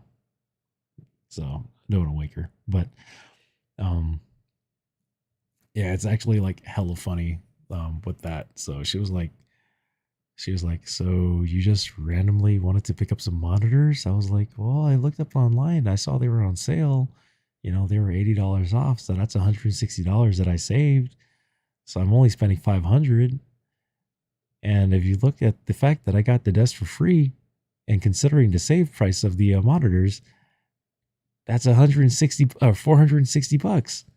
So essentially, I got monitors for free. I mean, if you consider the math, I only spent $40 really, because I could still sell the other monitor.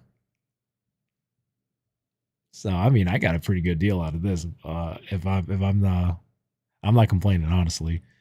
And then I have my PC sitting underneath. I couldn't put it on top because it's too compact now. But what you call it? Yeah, and because like my floor is carpeted, so I had to build this like custom stand. And at work, because I don't work in the automotive field anymore, I actually work in the medical device industry. So we deal with like other kinds of like materials and whatnot. But we have this like I don't know if you know what it is, but it's called 80/20.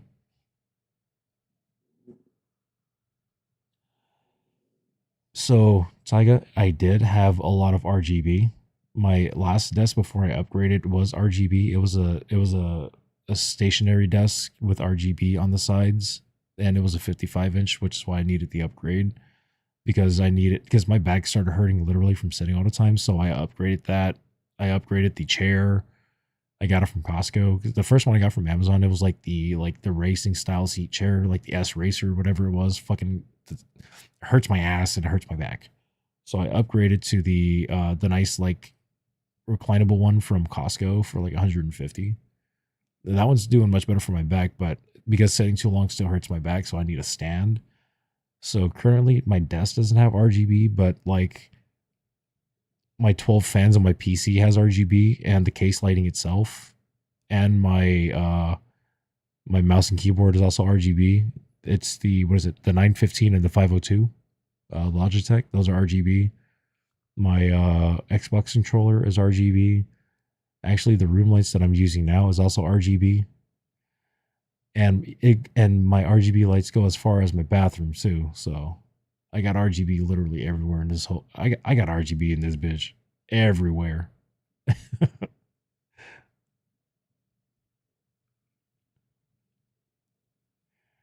I think I think if you look at like one of my earlier videos of like you'll probably like see like a very very poorly edited TikTok video, but you'll probably see like my early setup.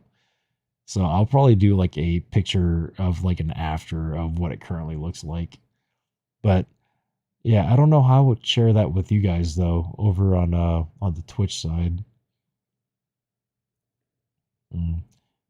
I was playing with the idea of reopening a Instagram or a Facebook account, just strictly a gaming account though. So I'm debating. But let me know if you guys think that may be a good idea.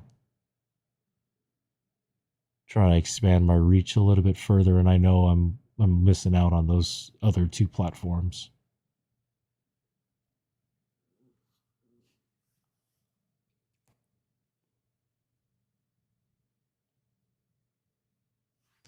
Oh, but shoot, since I have you guys here, let me just do this real quick. I did promise that I was going to do a pool every day, so let me do a pool.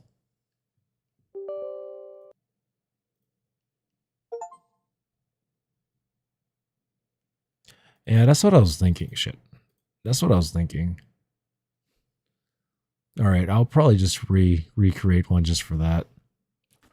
I know I'm gambling again.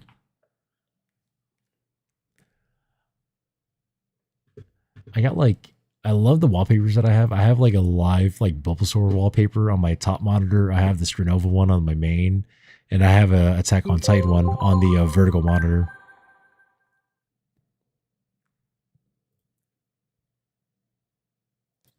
Oh, by the way, I just saw the Attack on Titan movie at the movies. Huh? It just hit me and it feels like literally all over again. Please wait a moment. I'm checking on the recent rescue missions. I love AOT. I was actually thinking about doing an AOT tattoo. Actually, let me do this real quick.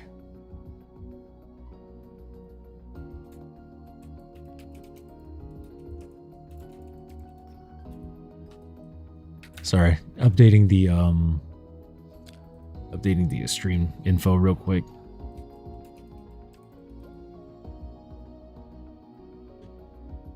And then how do I do it on here?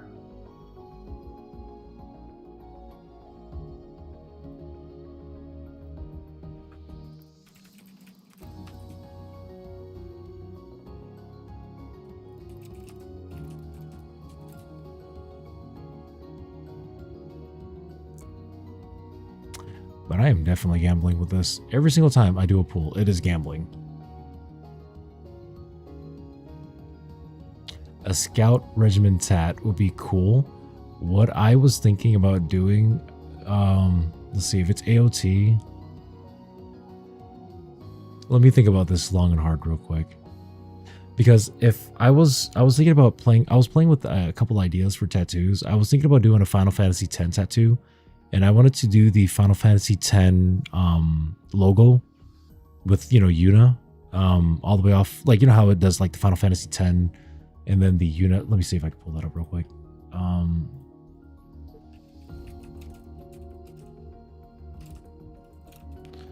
So what I was thinking about doing was this logo here, but having this wave and this like whole part extend outwards.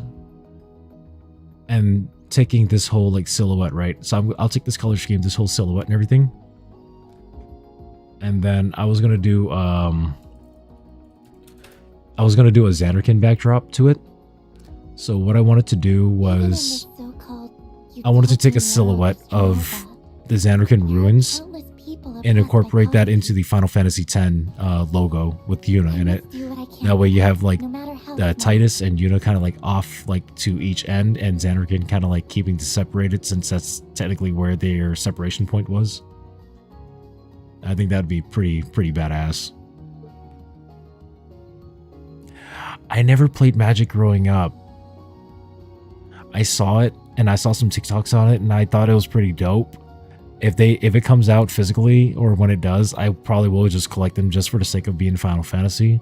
But I never had the luxury of growing up playing Magic because I was too into Yu-Gi-Oh! Which I still have my OG cards, by the way. But yeah, that was like my Final Fantasy idea. But if I were to do AOT, I think I would love to do it's probably going to be like hella like played out, but I want to do like a Mikasa, Eren, and Armin, like just the three of them together. Maybe like when they were kids and kind of like transitioning into like the older one, into their older versions. Just because like I really love their friendship and just like what they stand for, you know? And it's kind of like the unbreakable bonds for me, and for me that just has a lot of like sentimental, like symbolic like value for me, so for me it'd be meaningful. What's my main Yu-Gi-Oh deck? No, I wish it was Exodia. I only had Exodia's third leg growing up. Nah, I'm just joking. I only had like probably just like his left arm. I think, well, at the time, my main deck actually, and I'm talking about like, this is OG Yu-Gi-Oh! So my main deck at the time was like, essentially it was like a Dragons deck. So I was running like the Blue Eyes deck essentially at the time, Even before I think there were like actual metas. utopian world of Strinova, there are countless people oppressed by poverty. Okay, let's see. That's what I was trying to do. So I already got that. What did Dale pick today? Nothing I want. No. No. Griefing me. Alright, let's see if I can do it today.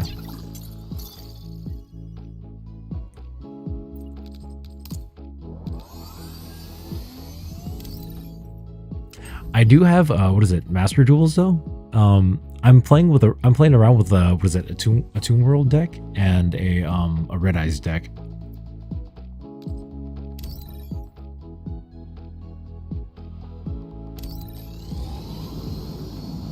Oh, really? Okay, let me pull up. I think I gotta download it real quick, but let me download it after. Name's Tiger Hunter, the deputy captain Yo. of PUS. Yo. The next hunting party? Really? First pool?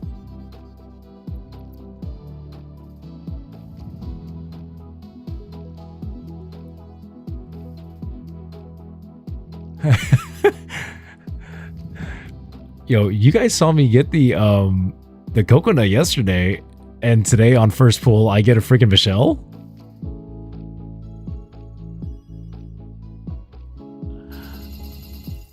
Yo, insane. That's insane. Literally pulled the coconut yesterday, and today I get a Michelle. What are the chances of that? Okay, so I already have Fuchsia, I have Mings, and I have Michelles. Now I'm just missing Celestia and Louise.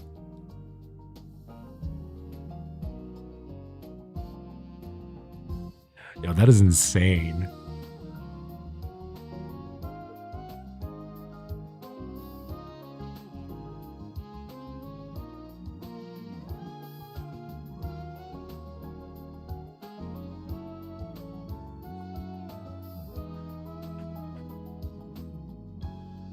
Theo, I'm so sorry. I honestly, I don't know how, but Shark, I guess I won that gamble. I legit won that gamble.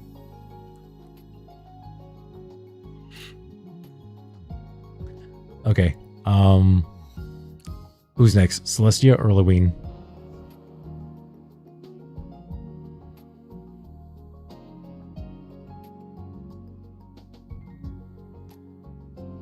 Literally, I'm using all my luck on this. If anything, I wish my luck was as good with the lotto.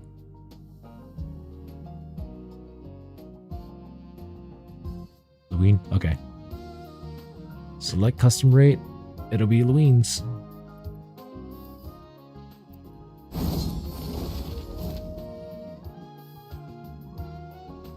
Who was the other? Oh, I'm assuming the other one must have been Yvette's, right? How do I, let's see. How do I go back to that? Actually, let's see.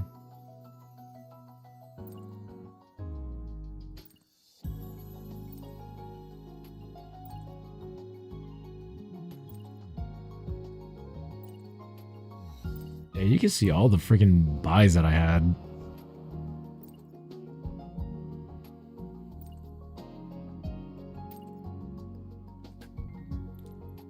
That's I didn't even know that I kept record of your purchases. That's insane.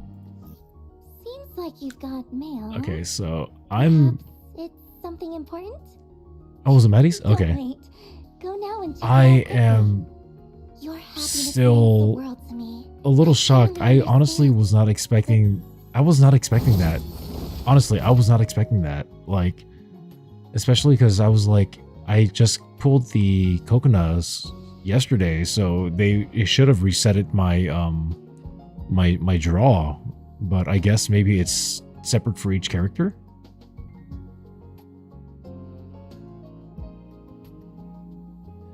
Theo, you need to waste currency to get these legendaries. Come on. Do it with me now. Actually, what are the banners that I have? Okay, so let's see. I have these.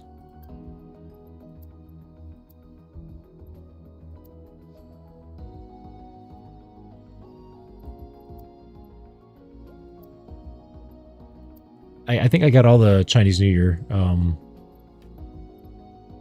you call it, banners.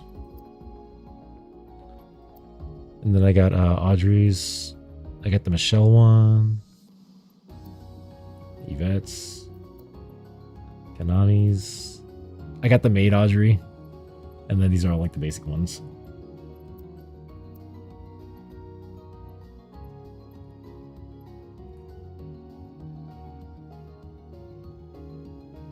I know, right? I'm really proud of like some of these pools though. Like some of these are actually really amazing. Like they look good. This one? This fuchsia's?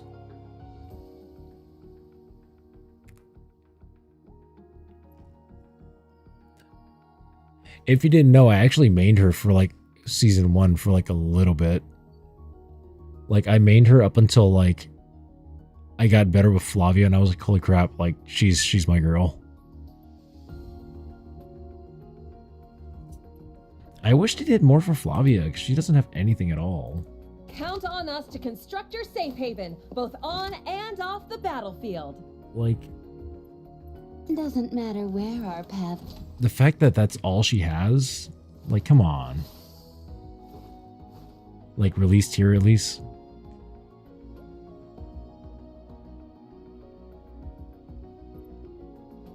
I am going to buy that so fast. I'm telling you, Theo, I'm going to buy it so fast for her. Doesn't matter where our paths lead. For now, we Ah, are companions. I wish we got it. Okay, so we got a little time then. That'll give me some money to save. Get ready for combat! What do I have here? Tonto! The mystery hour is upon us. Watch as I uncover the hidden truths. That one does suit her, though. Tonto! Get ready for combat!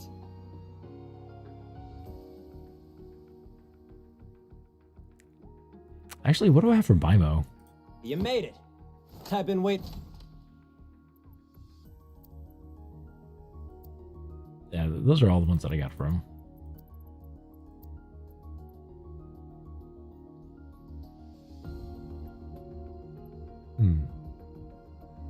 See, and then You made it. Konami. I've been waiting for you. Can you keep up with my rhythm? Yeah, so I think for her, like, these two are like my favorites. I'm actually quite digging this one too for the more recent purchase. Yeah, the Bimo Legendary is pretty cool.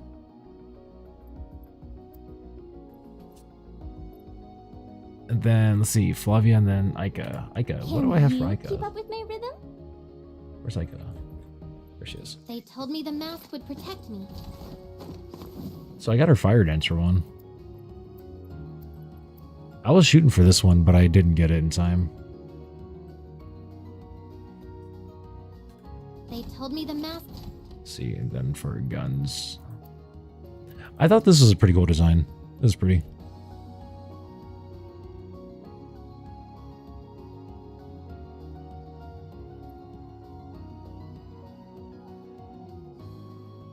I guess Rebel's skin is missing from everyone's looking. They told me the mask would protect me. No.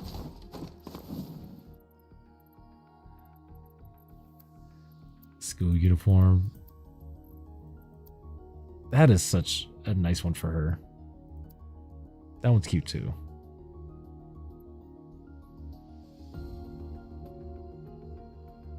She's having a Legendary 2 come out? Oh, really?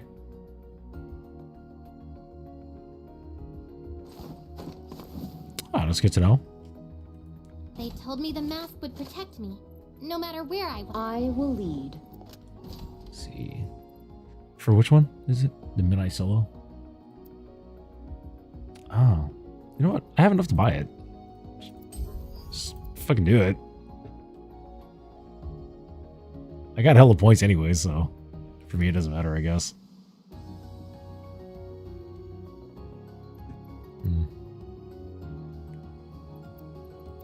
These are more basic. That's a nice color on her.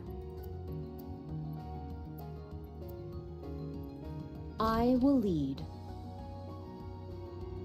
Let's see, who else?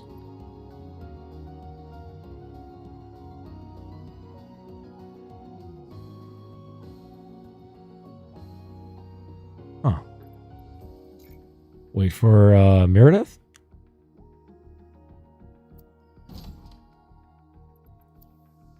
I wish I could just buy that right now too. I will lead. Get to know. Oh, this actually looks pretty good on her. Alright, keeping that. I'm always ready for a fight. I need more for Halloween. I really want this for at her. your service. Let me know where to deploy. Yo, what do you think the chances of me pulling her legendary tomorrow are?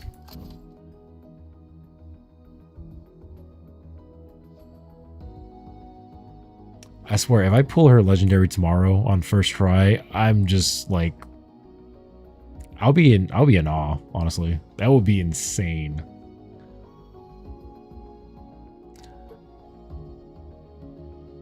I know Fio's probably going to unfollow me for that. Pulling 3 legendaries in a row.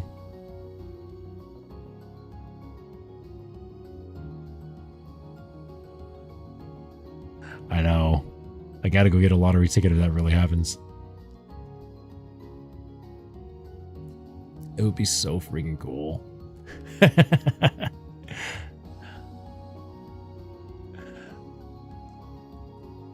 Let's see what happens tomorrow. I'm pretty sure it won't, though, because I already put, I think before I started buying into Coconuts, I think I spent like, I think I put in at least like, at least 40 pulls into Michelle's, 40 or 50 pulls into Michelle's. But then for Coconut, I put in maybe like 20 pulls. So I'm surprised that I was able to hit it yesterday and this one today. That's honestly insane. That really, really surprised me.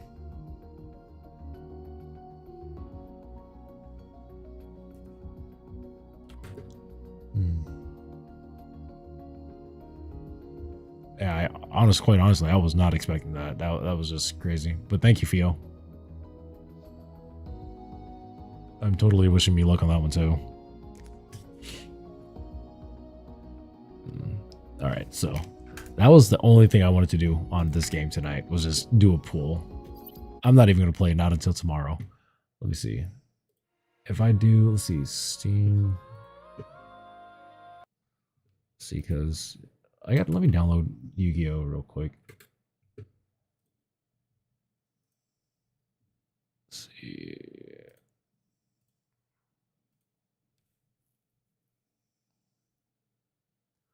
Yeah, and then I mean, like, if you guys can see it, well, you guys probably can't see because the freaking chat's right there. Let's see, if I put it like that, you guys can probably see it then.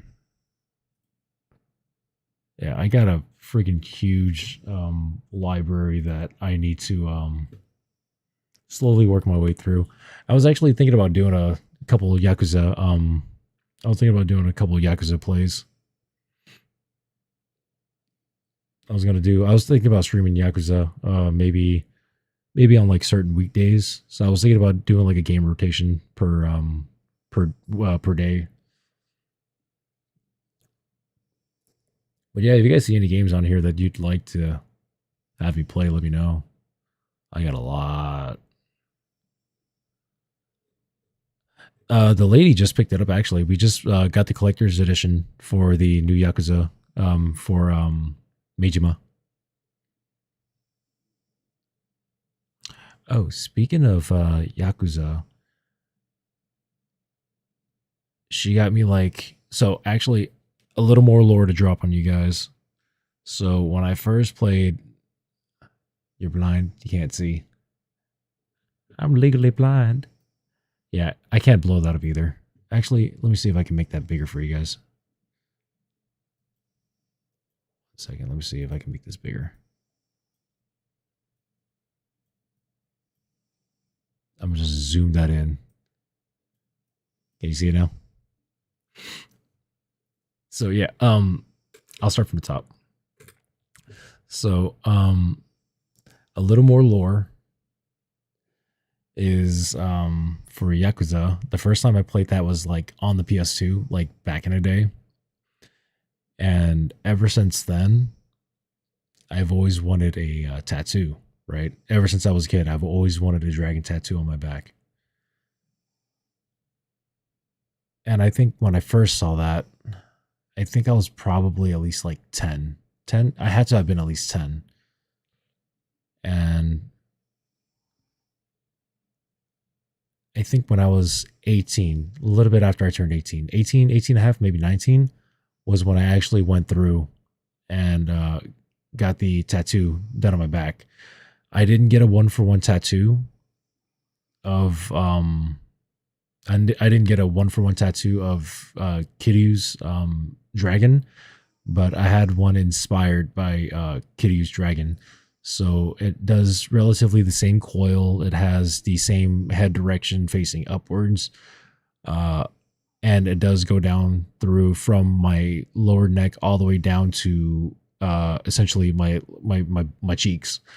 And it spans from like side to side. And as of now, it's still an outline. So I'm still stuck in Yakuza 0 mode where it's an unfinished dragon. But the goal was for it to have it completely done, as in shaded and like covering my full back. But I don't know where the hell my artist went. So in the tattoo world, it's technically taboo for an artist to finish somebody else's artwork. So I need to find an artist that is willing to do it. And if not, I was thinking about doing a cover up.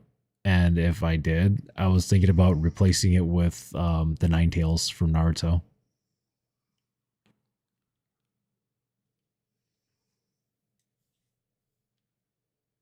Oh yeah, sorry, I forgot to keep scrolling.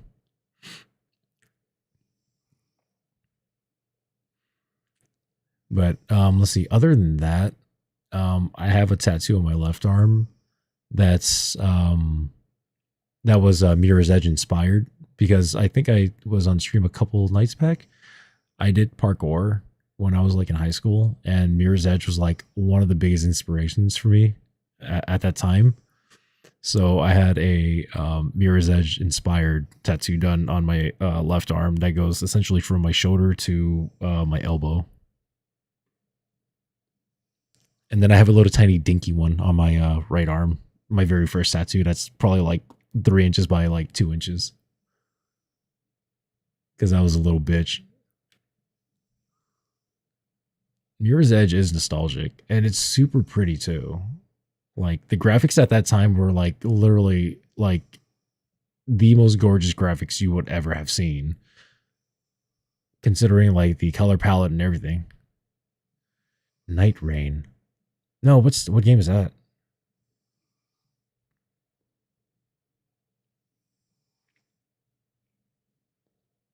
And Theo, if you see anything that catches your eye, let me know.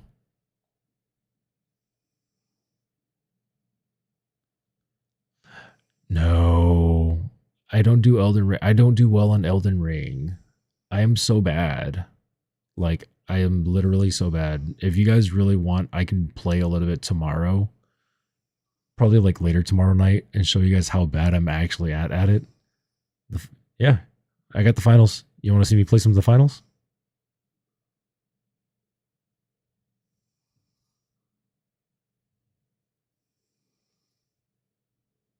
No, I don't mind. Shit, I got hella space. I download it.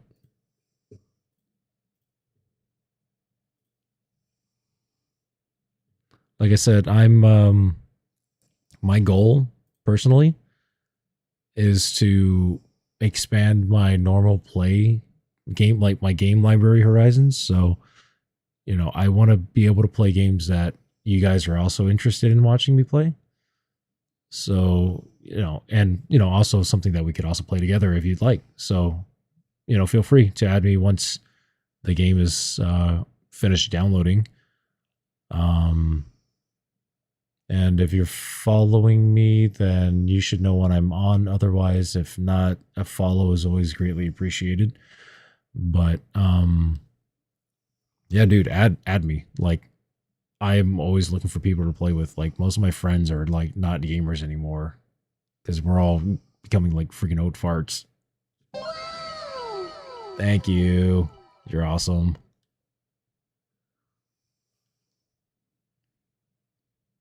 Bro, I'm like fucking 32. My back hurts. My knees crack. If I sneeze too hard, I fart, man. Like, really. Like, I'm getting old.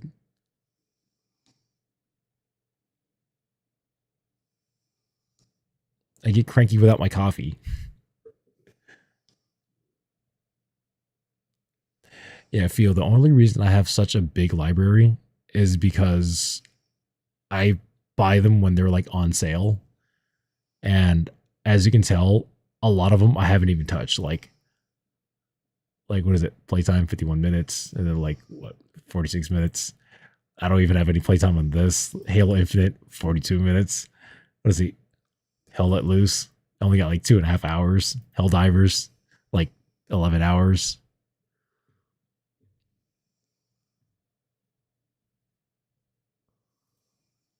Oh shit.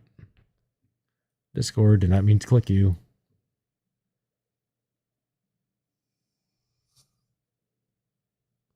Actually, 2018. I got a huge backlog. Let's see. I remember when I was your age, when I was 18, I was a complete dipshit. Like, legit complete dipshit. I can go into some lore about that if you guys like to hear too. And it's actually, it'd probably be a little bit more interesting, mildly hilarious, but you guys probably be like, yeah, you were a complete dipshit. Like, honestly, I was not the brightest of the bunch when I was in high school or growing up, when I was in my early late teens. But oh yeah, like even like look, I got Hitman. Look at it, 10 hours on that. If I go down, I haven't even played this one yet, or that one. 8 minutes, 8 minutes, 30 minutes, 3 hours. Hogwarts, like not even 4 hours.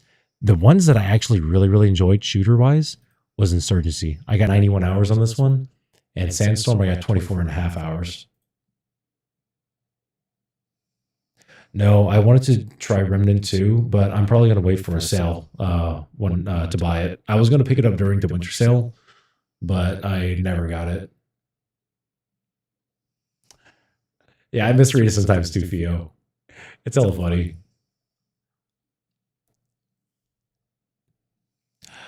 If I see a sale on it, or if I got a little bit of spare cash, I'll pick it up. I really wanted to give it a shot. Thanks, Shark. I wonder why it's doing that. Is it better? Okay. So, yeah, I played Remnant 1. I want to give 2 a shot, but I remember how difficult 1 was, and I was getting annoyed. But 2 looks so good. So I'll definitely pick it up when there's a sale. No, let's see. Let me close this real quick. Yeah, and then what is it? Yeah, I got all these other ones. I got what is it? The other 2 Yakuza's when they were on sale. I got all these other games. I got the Mega Man collection. I didn't even freaking play any of these 4 minutes, 11 minutes. Not at all.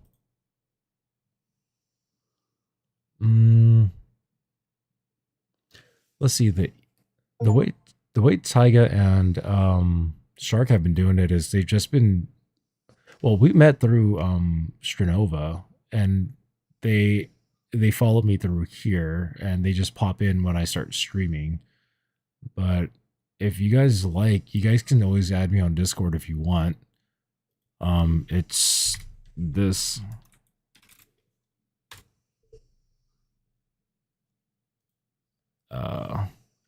It's going to be a dot, and then it's that. And same with Ufio, if you'd like. That's my Discord. That's if you want to like just shoot me a message on there, you're more than welcome to. Oh yeah, and then I got like, you know, a couple of the what is it, the freaking, what do you call it? Lord of the Rings, Middle Earth, Monster Hunter, a couple of the Naruto games. Then I got like, I literally have a huge backlog of like games that I don't touch. Yeah, you can add me on Steam. That's the username. Or actually spelled more like this. Not accepting friends requests? Really? Wait, on Discord or on Steam?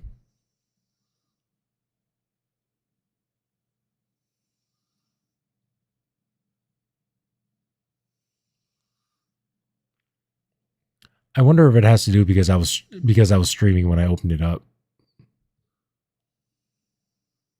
Let's see.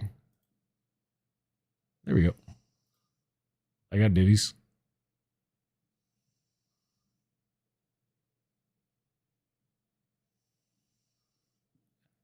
Doesn't it start with a, yes, it starts with a dot and then my name.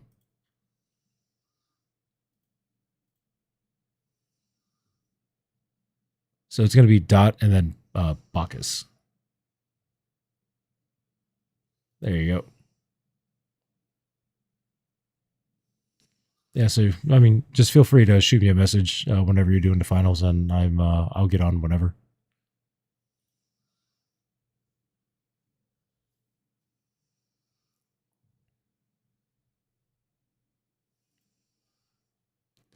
But let me see. Yeah, if you see any more games that you guys would want to play with me on here, definitely let me know. Recently, actually, before I started streaming again, I recently got done with, I think it was Rise of the Tomb Raider. I was actually thinking about doing some Rust too.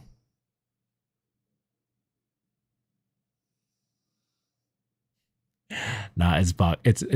It's actually, oh, I guess a little more lore into that. It's actually, the name Bacchus was kind of inspired by the side character, I believe, in Yakuza 0. Remember when, if you guys played it, remember when Kiryu was learning different styles and he was learning like that boxing style from that like old like foreign guy, and his name was like, I think it was pronounced Bacchus, or it could have been Bacchus too, but it's spelled with 2 C's, I believe, or 2 U's. So essentially, I kind of adopted that name because it's also a play on my last name.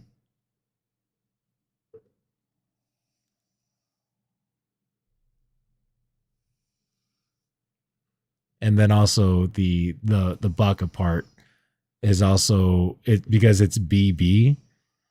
It's also in relation to my initials. So the BB thing was totally intentional. So if you guys didn't know, that's how I chose the name.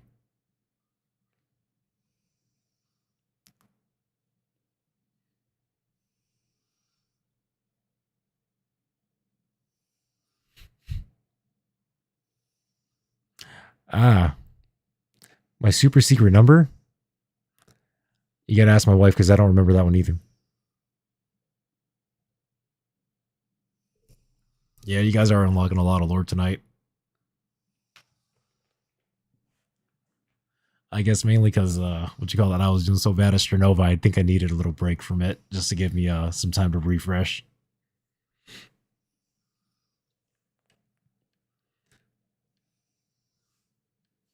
But yeah, I got a few more games down here if you guys want to look at some more. But yeah, so the name is literally a play on my initials and a play on my last name. All right, sounds good. I'll add you in a bit. And what you call it? Yeah, so that's how the name came up.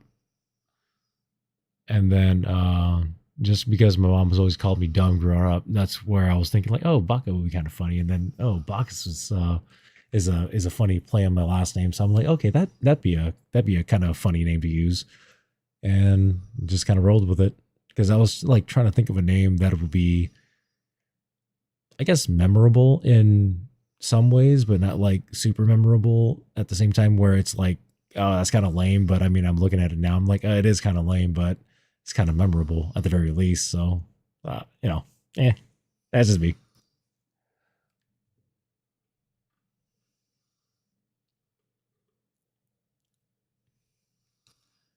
But yeah, that's how I chose the name. Um, that's how I chose some of my tattoos. That's how I met the lady. That's how I got my first project car.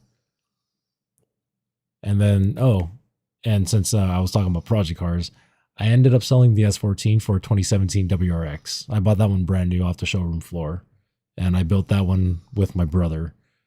And when I say I built it with my brother, in the literal sense of we worked on that same car together, as in we worked on my car, but he had a 2016 WRX, which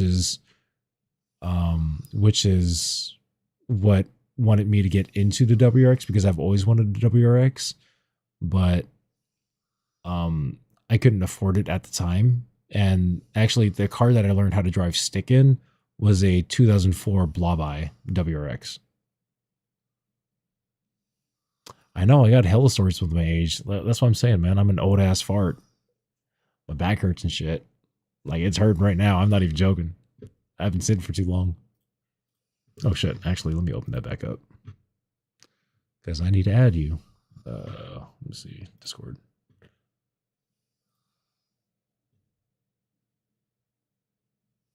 Let's see. Okay. Yeah, I'll do that later. But yeah, so I sold the WRX recently too, just because I needed to help my mom with some stuff. So no more project cars, only the adult cars now, unfortunately. But yeah, I think like when I was talking to several streams back at this point, the goal for me eventually is to be able to transition jobs from my main job to this, or at least do this part-time at the very least to be able to afford the fun stuff. But yeah, I want to be able to help moms first and ladies moms, and after that gets done, I want to get the lady into her Supra, and I want to get me into a Skyline and do some car vlogs, do some like car content, show up to like, track days and, like car meets, and just start like doing fun stuff. Kind of like Eliminate, but less eliminatey. Like maybe more on the like the build side of things, and not necessarily like Randy style. Not that I hate Randy style. I met him like 2 times in 2 different meets, and 2 different meets and events. But yeah, the content, I guess, just because of the age, the like his approach is just, I guess, for me a little bit too immature nowadays. I don't find it as entertaining. If you know who I'm talking about.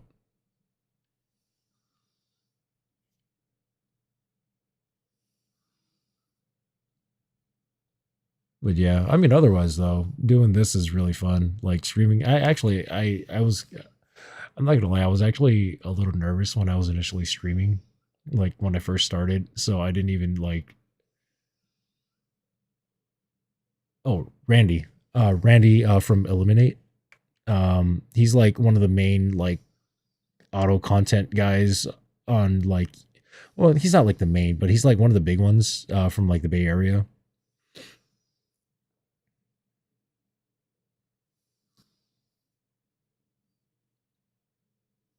Uh, let me see. I'll pull up a vid. This guy. Uh, uh, this dude. show you guys how tragic this thing has become over the years. This is from my Now I gotta resize you guys again. Hold on 1 second.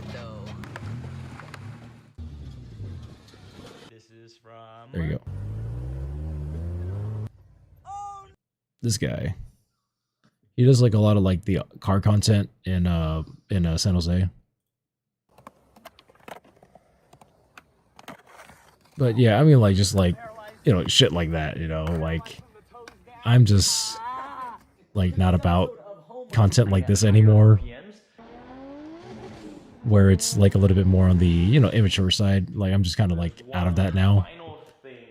But, you know, I wanted to make things a little bit more, you know, more me, more creative and fun, and, you know, just building and learning, and, you know, maybe like live streaming me building a car. Like I said, if I'm able to get myself into like a Skyline one day or relating to a Supra, I'd love to be able to do like some maintenance or some upgrades and, you know, just do that on stream just for funsies, you know.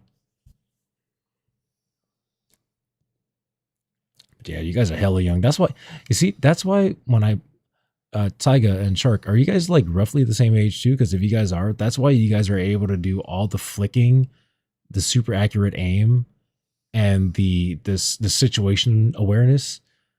Like that's why you guys are outplaying me right now, because I am too tired and old for that shit now. Like I'm legit, like my situational awareness has like significantly decreased from like my Call of Duty 4 days. I'm not even gonna lie. And when I was playing Call of Duty 4, I was already ass. I was like hot ass playing that game. But I mean, like the main, like I didn't realize I was actually decent at shooters until I played on mouse and keyboard on what is it, when I was playing Warzone. Yeah, you guys are still hella young. You guys still got the reflexes. I'm still surprised I got decent reflexes. You guys are, your reflexes are still better than mine, just given the age. Like back when I was your age, my reflexes were better, but I played like shit. Yeah, we're not all meant for shooters. I like shooters is just like, it takes a specific like hand-eye coordination skill that I'm slowly losing, and that's the no, I mean like seriously, it's one of those things where I really notice myself losing is the hand-eye coordination with shooters. Like I notice that like sometimes when I'm like looking at targets or other things, I feel like I'm kind of like not looking at the targets anymore, but I'm kind of looking past it. So my aim is like getting all off. Yeah, it really does suck. And like just the reaction time where like I still have relatively decent flick, but it's just the precision. I'm losing like the motor skill precision of it. And it's just kind of unfortunate. Like when I was playing back on COD 4, I was, you know, it was just only like on consoles, and I suck at shooters with controllers. Like I am complete hot garbage with it. So, you know, doing that was painful at that time. But now, you know, like if I were to go into like a game of Warzone, like, or even like Strinova, like if it was like a few years ago, I still had relatively decent reflexes, but not as good as what they used to be, you know? So, I mean, that's why I kind of like still enjoy like the racing games where I don't have to be too aware of like enemies shooting at me, but more so like my actual reflexes of like, oh my God, my car is doing this or it's doing that. You know what I mean? Yeah, I lowered my sense too. I used to be a very, very high sense player, and then I noticed that I can't keep up with that. The biggest thing that I realized why, or like that I was getting old, like, or getting older, since, you know, I'm still like in my early 30s, but like the way I kind of like realized that I can't keep up anymore was when I start turning too quickly and I freaking get dizzy. Like just getting dizzy because I'm flicking too fast or like flicking around looking for people. And I'm just like starting to like actually get dizzy, and I'm just like getting nauseous while I'm playing. And I'm like, I can't do this anymore. Or like sometimes like I'm on the road and someone's driving and I'm just like, you know what? I'm just going to play some Pokemon right now. And I'm playing some Pokemon. And I'm like in the passenger or back seat, and I'm like about to throw up because I can't handle the motion anymore.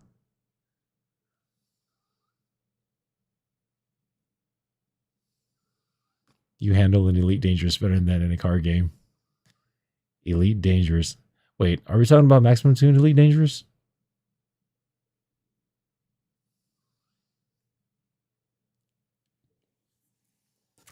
But I mean, I've been playing Racers all my life, so I mean, that's a probability. But I mean, I wouldn't doubt that you have a very good fair chance against me too.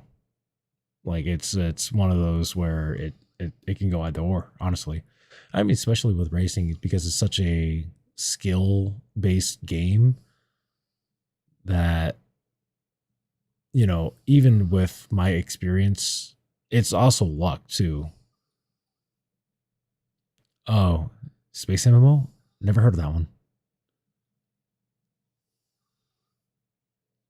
I mean, racing games, I mean, just like shooting games, racing games aren't for everybody.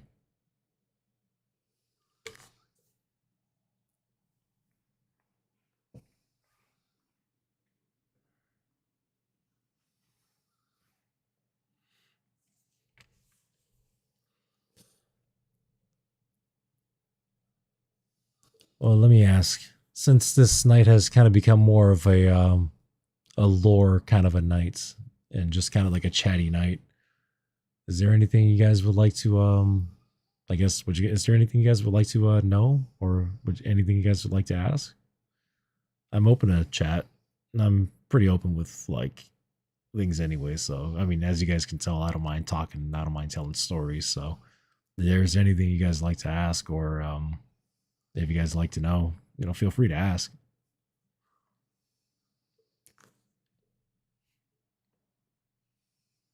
Same goes for you too, Fio.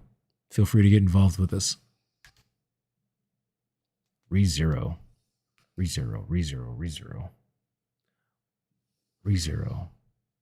trying to think. ReZero. Which one was that one again? ReZero. Why does it sound so familiar?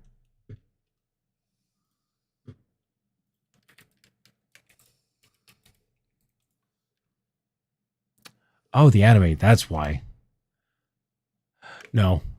You know what? Because my mind was still thinking of games and not anime.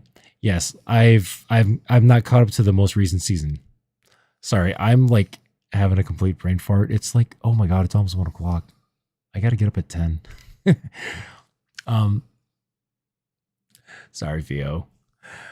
But thanks for sticking around even though you're falling asleep. I know it's my silky smooth voice that's putting you to sleep. Totally joking. Totally joking. Yeah, for ReZero, I'm at the most recent season. I think I watched like maybe 20 minutes of the episode. I didn't get all the way done with it, mainly because at the time I was watching it subbed, and the whole time I'm watching it dubbed. And don't judge me because I mainly watch on sub, not dub. But there are only like a very few selections where I actually would prefer dub. Dragon Ball being one of them. And you put yourself to sleep with your majestic voice.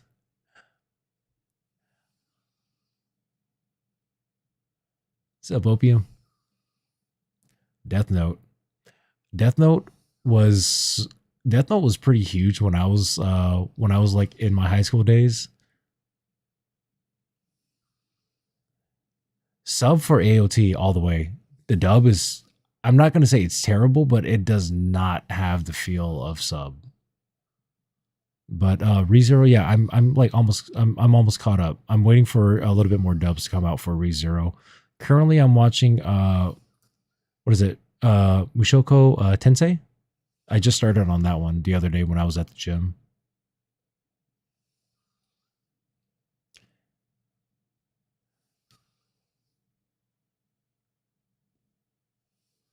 Hanja's voice was no, I like Hanja's voice in sub. Thanks, Opium, for liking it live. Let's see, my favorite anime, like of all time, or like in the eras that they're presented. because I have several favorite animes, or like in their different categories. If we're talking about isekais, my favorite is the Eminence and Shadow. As you can tell, my logo and everything is based off of the Eminence and Shadow. If we're talking like harem like animes, for sure, Heaven's Lost Property is like one of my all-time favorites.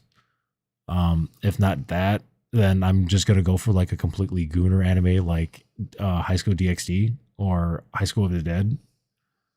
If we're going with like something a little bit more serious, something a little bit more serious and more and more like dramatic, Attack on Titan definitely is like one of my all-time like top threes. Like the story was very well written, animation was beautiful, characters were definitely memorable. I'm willing to ink that on my skin, you know, like that is honestly one of my favorite animes. That for me in my early teen days, Naruto was definitely a big inspiration. Same with Dragon Ball. The only reason I'm hitting the gym as hard as I am, I'm straight up dead ass. I'm trying to look like Vegeta. You can judge. I'm trying to get that Vegeta build. I'm going to be a short king with some wild ass hair, muscles bulking everywhere. That's what I'm trying to do.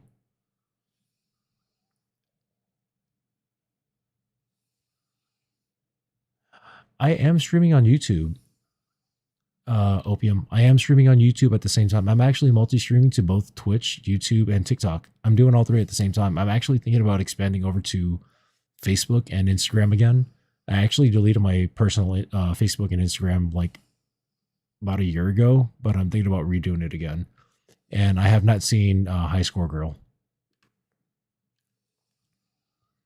I'm actually not that short. I'm like 5'6". I guess you could say I'm like average like build for like an Asian dude.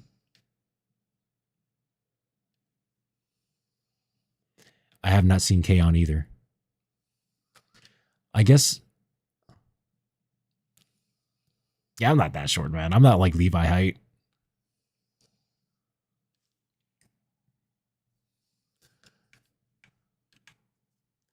But I think it may be easier to list the animes that well, actually no, I've seen way too many animes to be able to list them.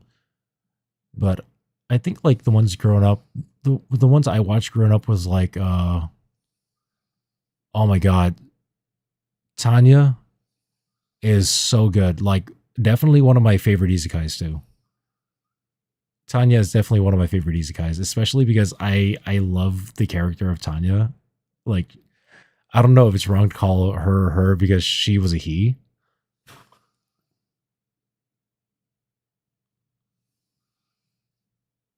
Let's see. I think you and your wife would enjoy it. It's like you're, yeah. I probably would. But let me see. No, growing up, like the animes that I had grown up at that time when they were like on Cartoon Network and stuff. Shit, it would have to be like Yu-Gi-Oh, Dragon Ball, Dragon Ball Z. What is it? Tenchi Muyo, Outlaw Star, Yu Yu Hakusho, Rurouni Kenshin, Gundam Wing. Gundam Wing was a big one. That's like growing up. I actually built a lot of Gunpla. I had several perfect grades, master grades, high grades. I had multiple high grades. I had like, I swear I had like 3 or 4 different like Wing Zeros. Like I built so many Gunpla growing up. My favorite was the Epion though. Epion was one of my favorite builds. But like favorite Gundam was Endless Waltz version of Wing Zero. Like hands down, and Hell Death Scythe.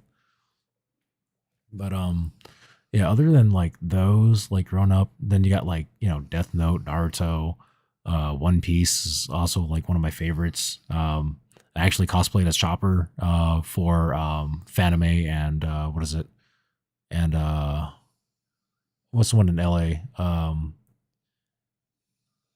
Shit, I forgot what the one in LA was called.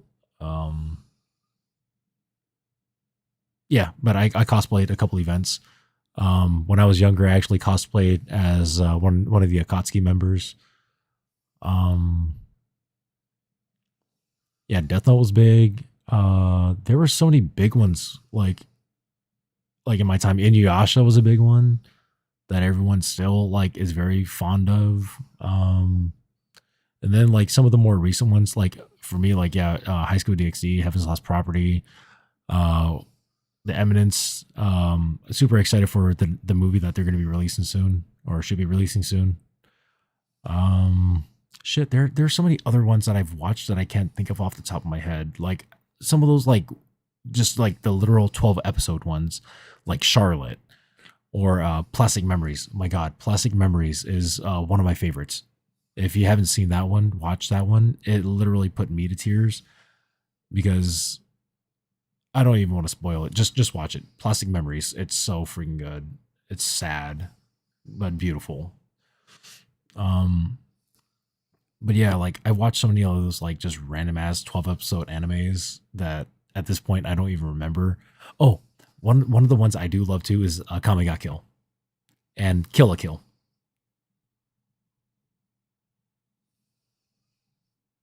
Have you guys seen Kill la Kill?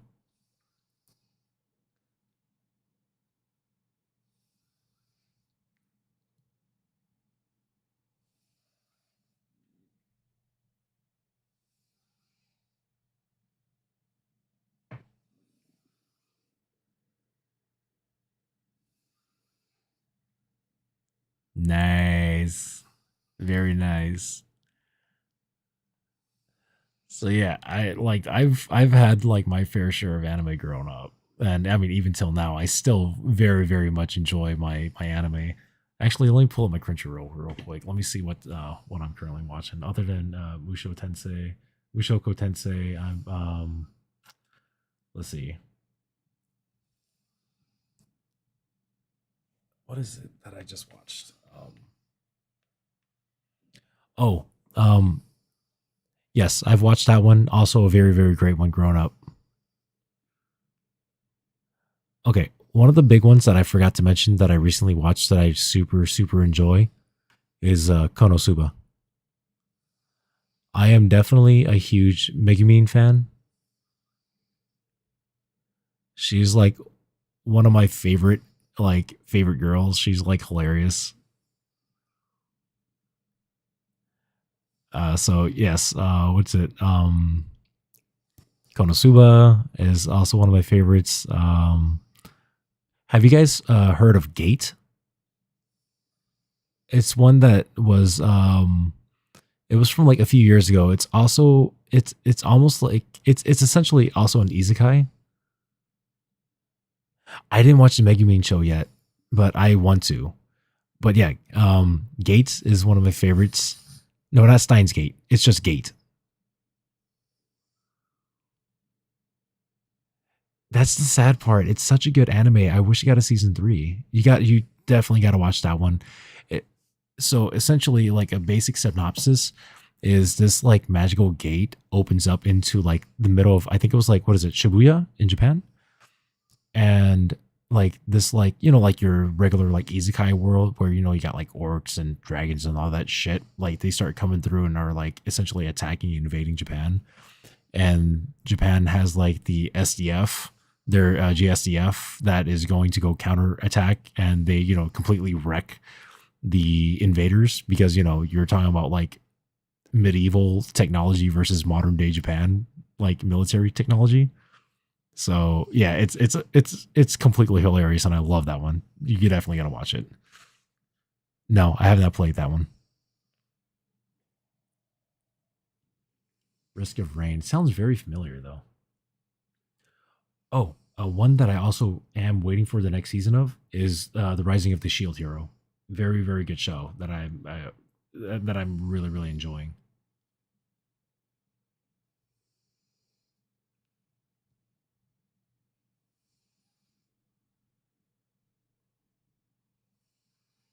Yeah, I've never I haven't played that one. It sounds really familiar though.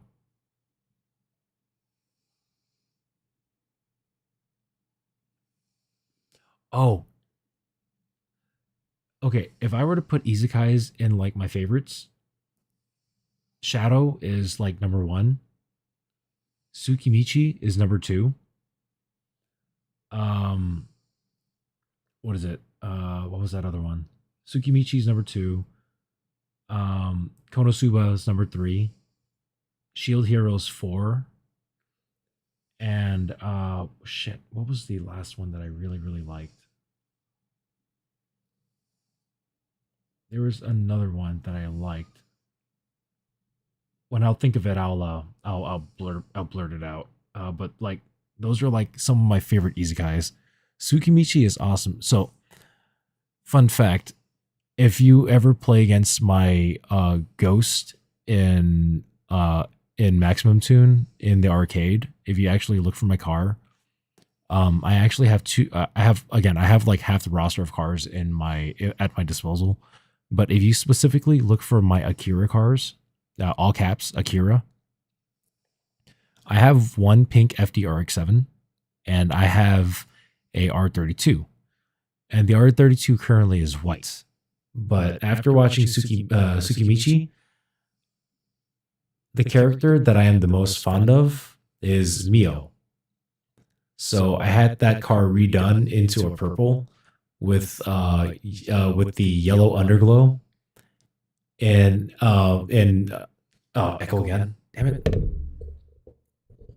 Is that a little better?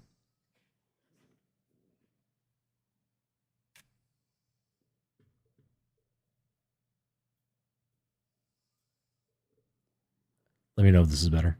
I also turned down the setting.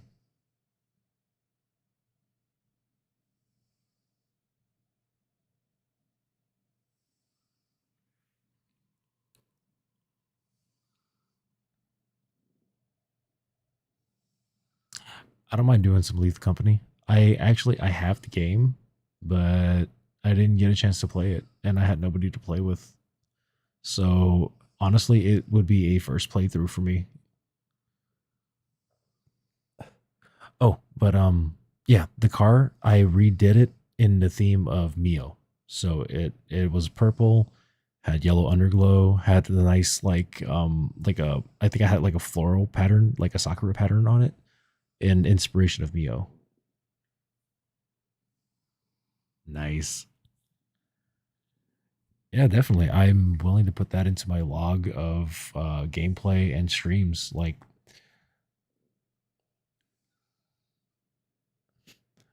nice.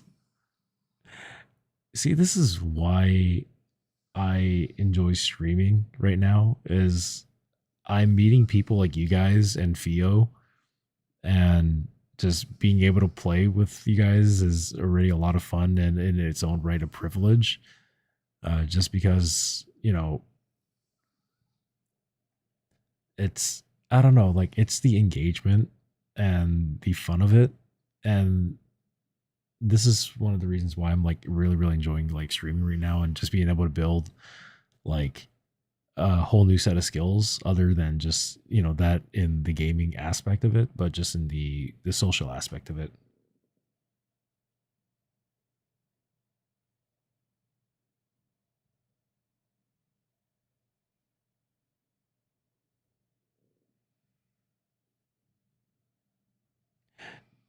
Did I mispronounce it again?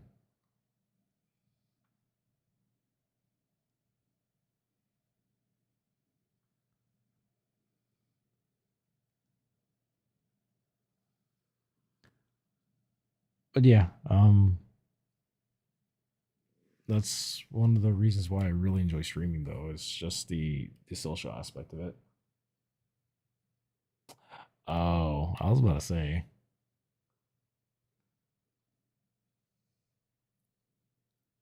But yeah, no. I mean, honestly, I really enjoy I enjoy communicating and playing with you guys. It's fun.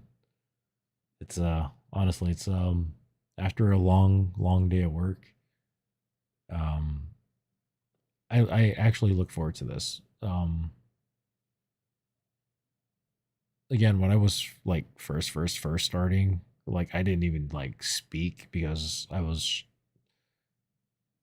mean, one, I was kind of worried about like background noise and, just I didn't know what to say or what to talk about and stuff. But yeah, no, this is I'm learning and this is fun. Splitgate, Lethal, and Finals. When? Honestly, whatever. My schedule on weekdays is usually like 8 or 9 o'clock after. Uh, and I may or may not stream on the weekdays, just depending on how bad that day was. But weekends, maybe with the exception of tomorrow, I am typically on from like the afternoon till like the early evening with a break in the middle. And then after I have like dinner, I'll probably get back on again till maybe about like 9 or 10 o'clock at night. So usually the weekends I'm more all day. Again, with the exception of tomorrow, I got a few errands to run. Yeah, I mean some days are rough. I mean especially like uh because I get up at like 4:45 in the morning just to drive down to my workplace. My shift starts at like 6:15, and because the lady and I work, at the same place together, so sometimes she's there a little bit late. So there are times where she doesn't get off till like 4 or 5 o'clock, so I'm stuck waiting for her. And then driving back, there's traffic, so that's like another hour and a half just to get home. And I got to hit the gym, after I get off of work. So when I do that, that's like, by the time I'm back home, that's like 7, maybe 7:30. Got to grab dinner, shower, and all that. So by the time I do get on stream, it's usually like 8, 9 o'clock. And that's why I'm usually like really like when I'm trying to play, like that's why I tell you when I was trying to play with you guys the other day, I was doing so bad. Like this whole week, I've just been up at like 4:45, going to bed closer to like 10:30, 11 o'clock, and just rinse and repeat. And the week's had, it's just been like hella busy. Like there's just a lot going on at work for me. So just trying to, just literally just trying to hang in there.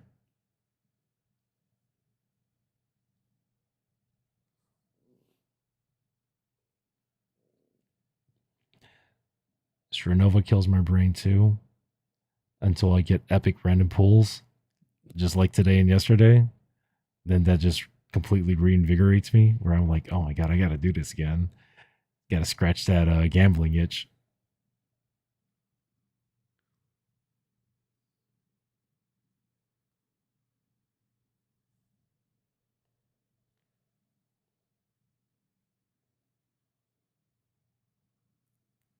But yeah, but yeah, no, for the 4 of you guys that are in here with me right now, I just want to let you guys know I do greatly appreciate you guys being here and hanging out and chatting with me.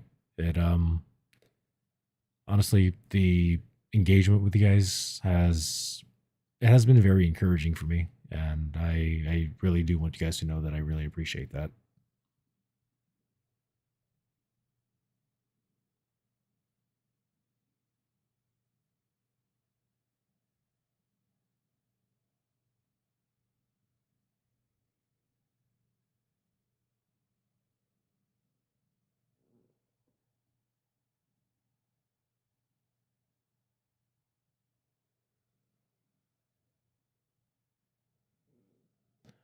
Thank you. I really appreciate that.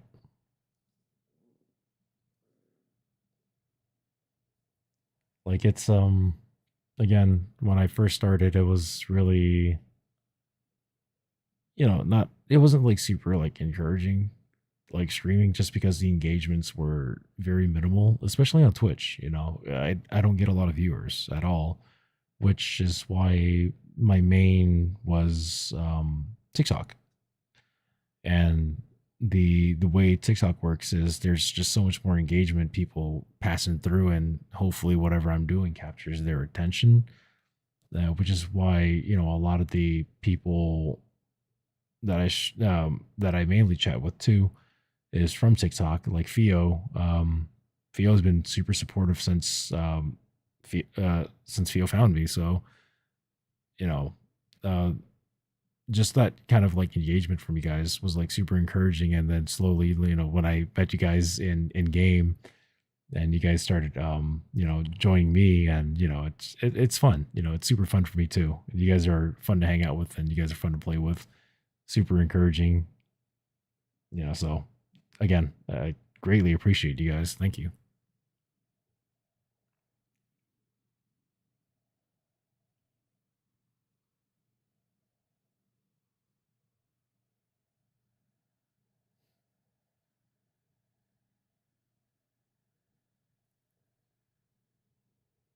Yeah, I don't know if Opium's still over there too. If Opium, if you're still there, thank you for always joining too.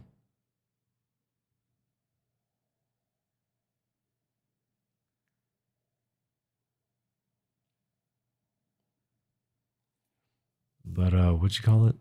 Yeah, I think I'm going to call it a night tonight, since it's you love Opium. That's hella funny. Opium actually is like one of the other viewers that I have from TikTok, and Opium has been super supportive of me. Truly appreciate. I mean, again, when I run into guys like you guys or people like you guys, it's again, yeah, he's a viewer on my TikTok stream. Um, Opium, Theo, and I have like a few other like people that actually that are like reoccurring viewers, and I'm greatly appreciative of every single one of them. I try my best to remember the name and their icon, so that way they know that I really do appreciate them being here with me. Just like you guys, I try my best to remember, and I have really really shitty memory, so me being able to remember, for me it's kind of like it's a gesture where it really means a lot, because you guys are important for me, especially in the time where I'm trying to grow my skill sets and grow my viewership as well, right? But even if and when I do become larger, if I do, you guys are like my initial starting supporting group, and you guys are people that I won't forget, because you guys were there with me from the beginning, and that means a lot to me.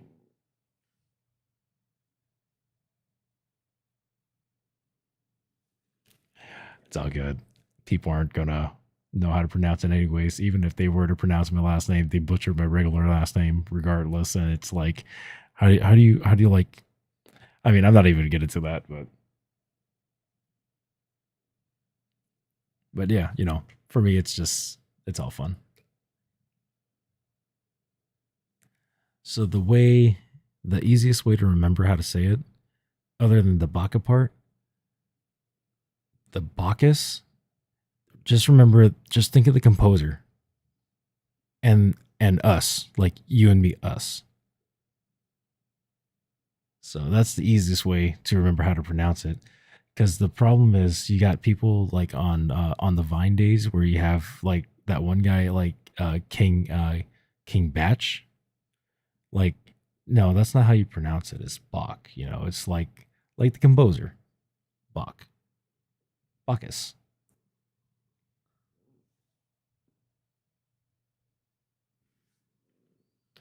Or I can change my name to something a little bit easier, just given on how much I use for like the pools and everything. I could probably just change my name to Baka Broke Ass. That'll work.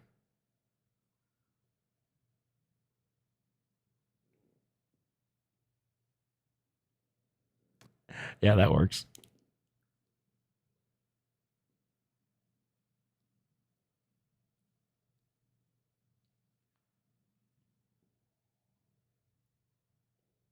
That'd be funny. Maybe I'll just change it for one day, see if you guys even notice.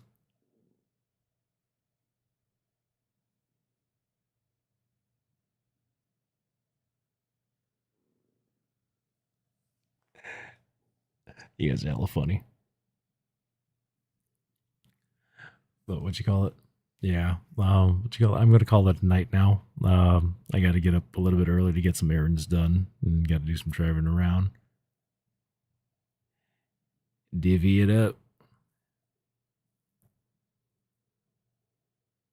Divey.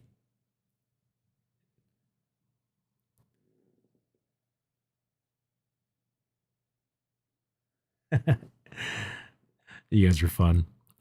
But yeah, thank you guys again for joining me. I greatly appreciate you guys. Um I guess for I don't even want to say tomorrow because tomorrow is technically today. Um so I'll just say later today. I'll probably be getting on at a slightly later time than I normally do for the weekends.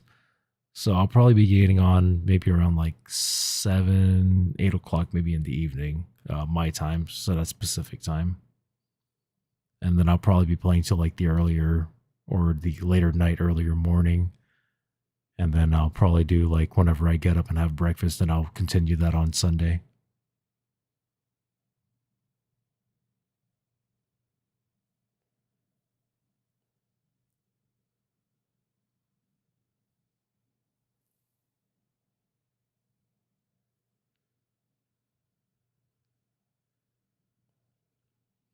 And just real quick, random, hella random.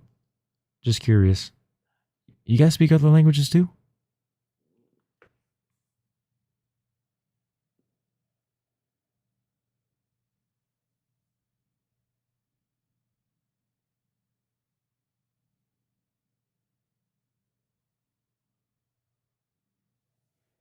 Okay, Pig Latin's impressive.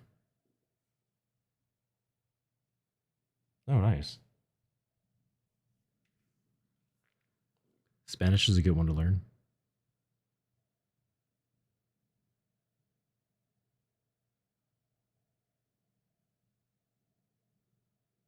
That's cool though. Pig Latin.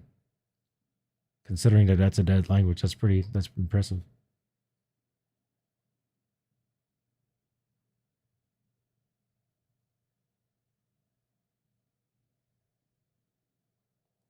Maybe you guys can teach me some on the next stream or future streams.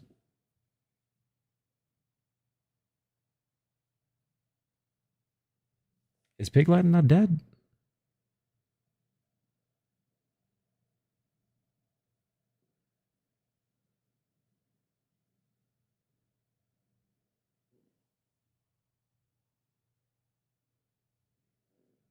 No, because isn't no, like the actual like Latin language, like the origin of like English is technically a dead language. I think they call it, isn't it called Pig Latin?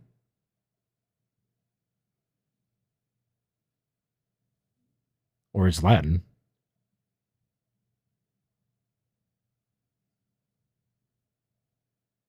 Now you guys are fucking with me.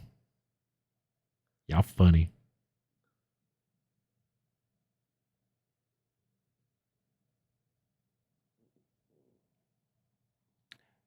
Now I'm embarrassed. I knew it was Latin.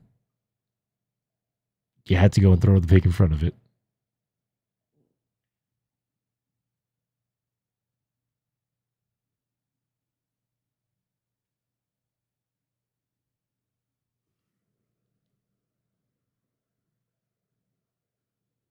Ah, that's good to know. Hey, either way, it's good to know. It's entertaining, and you learn new things every day, right? You're getting a good laugh at my expense.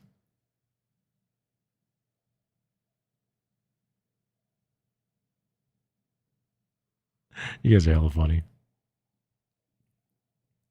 Well, anyways, again, guys, thank you. You guys have a good night. Get some rest, and I'll catch you guys on the flip side. Thank you again.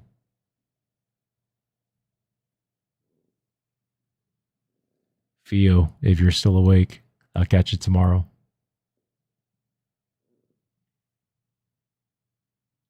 Good night, guys. Thank you.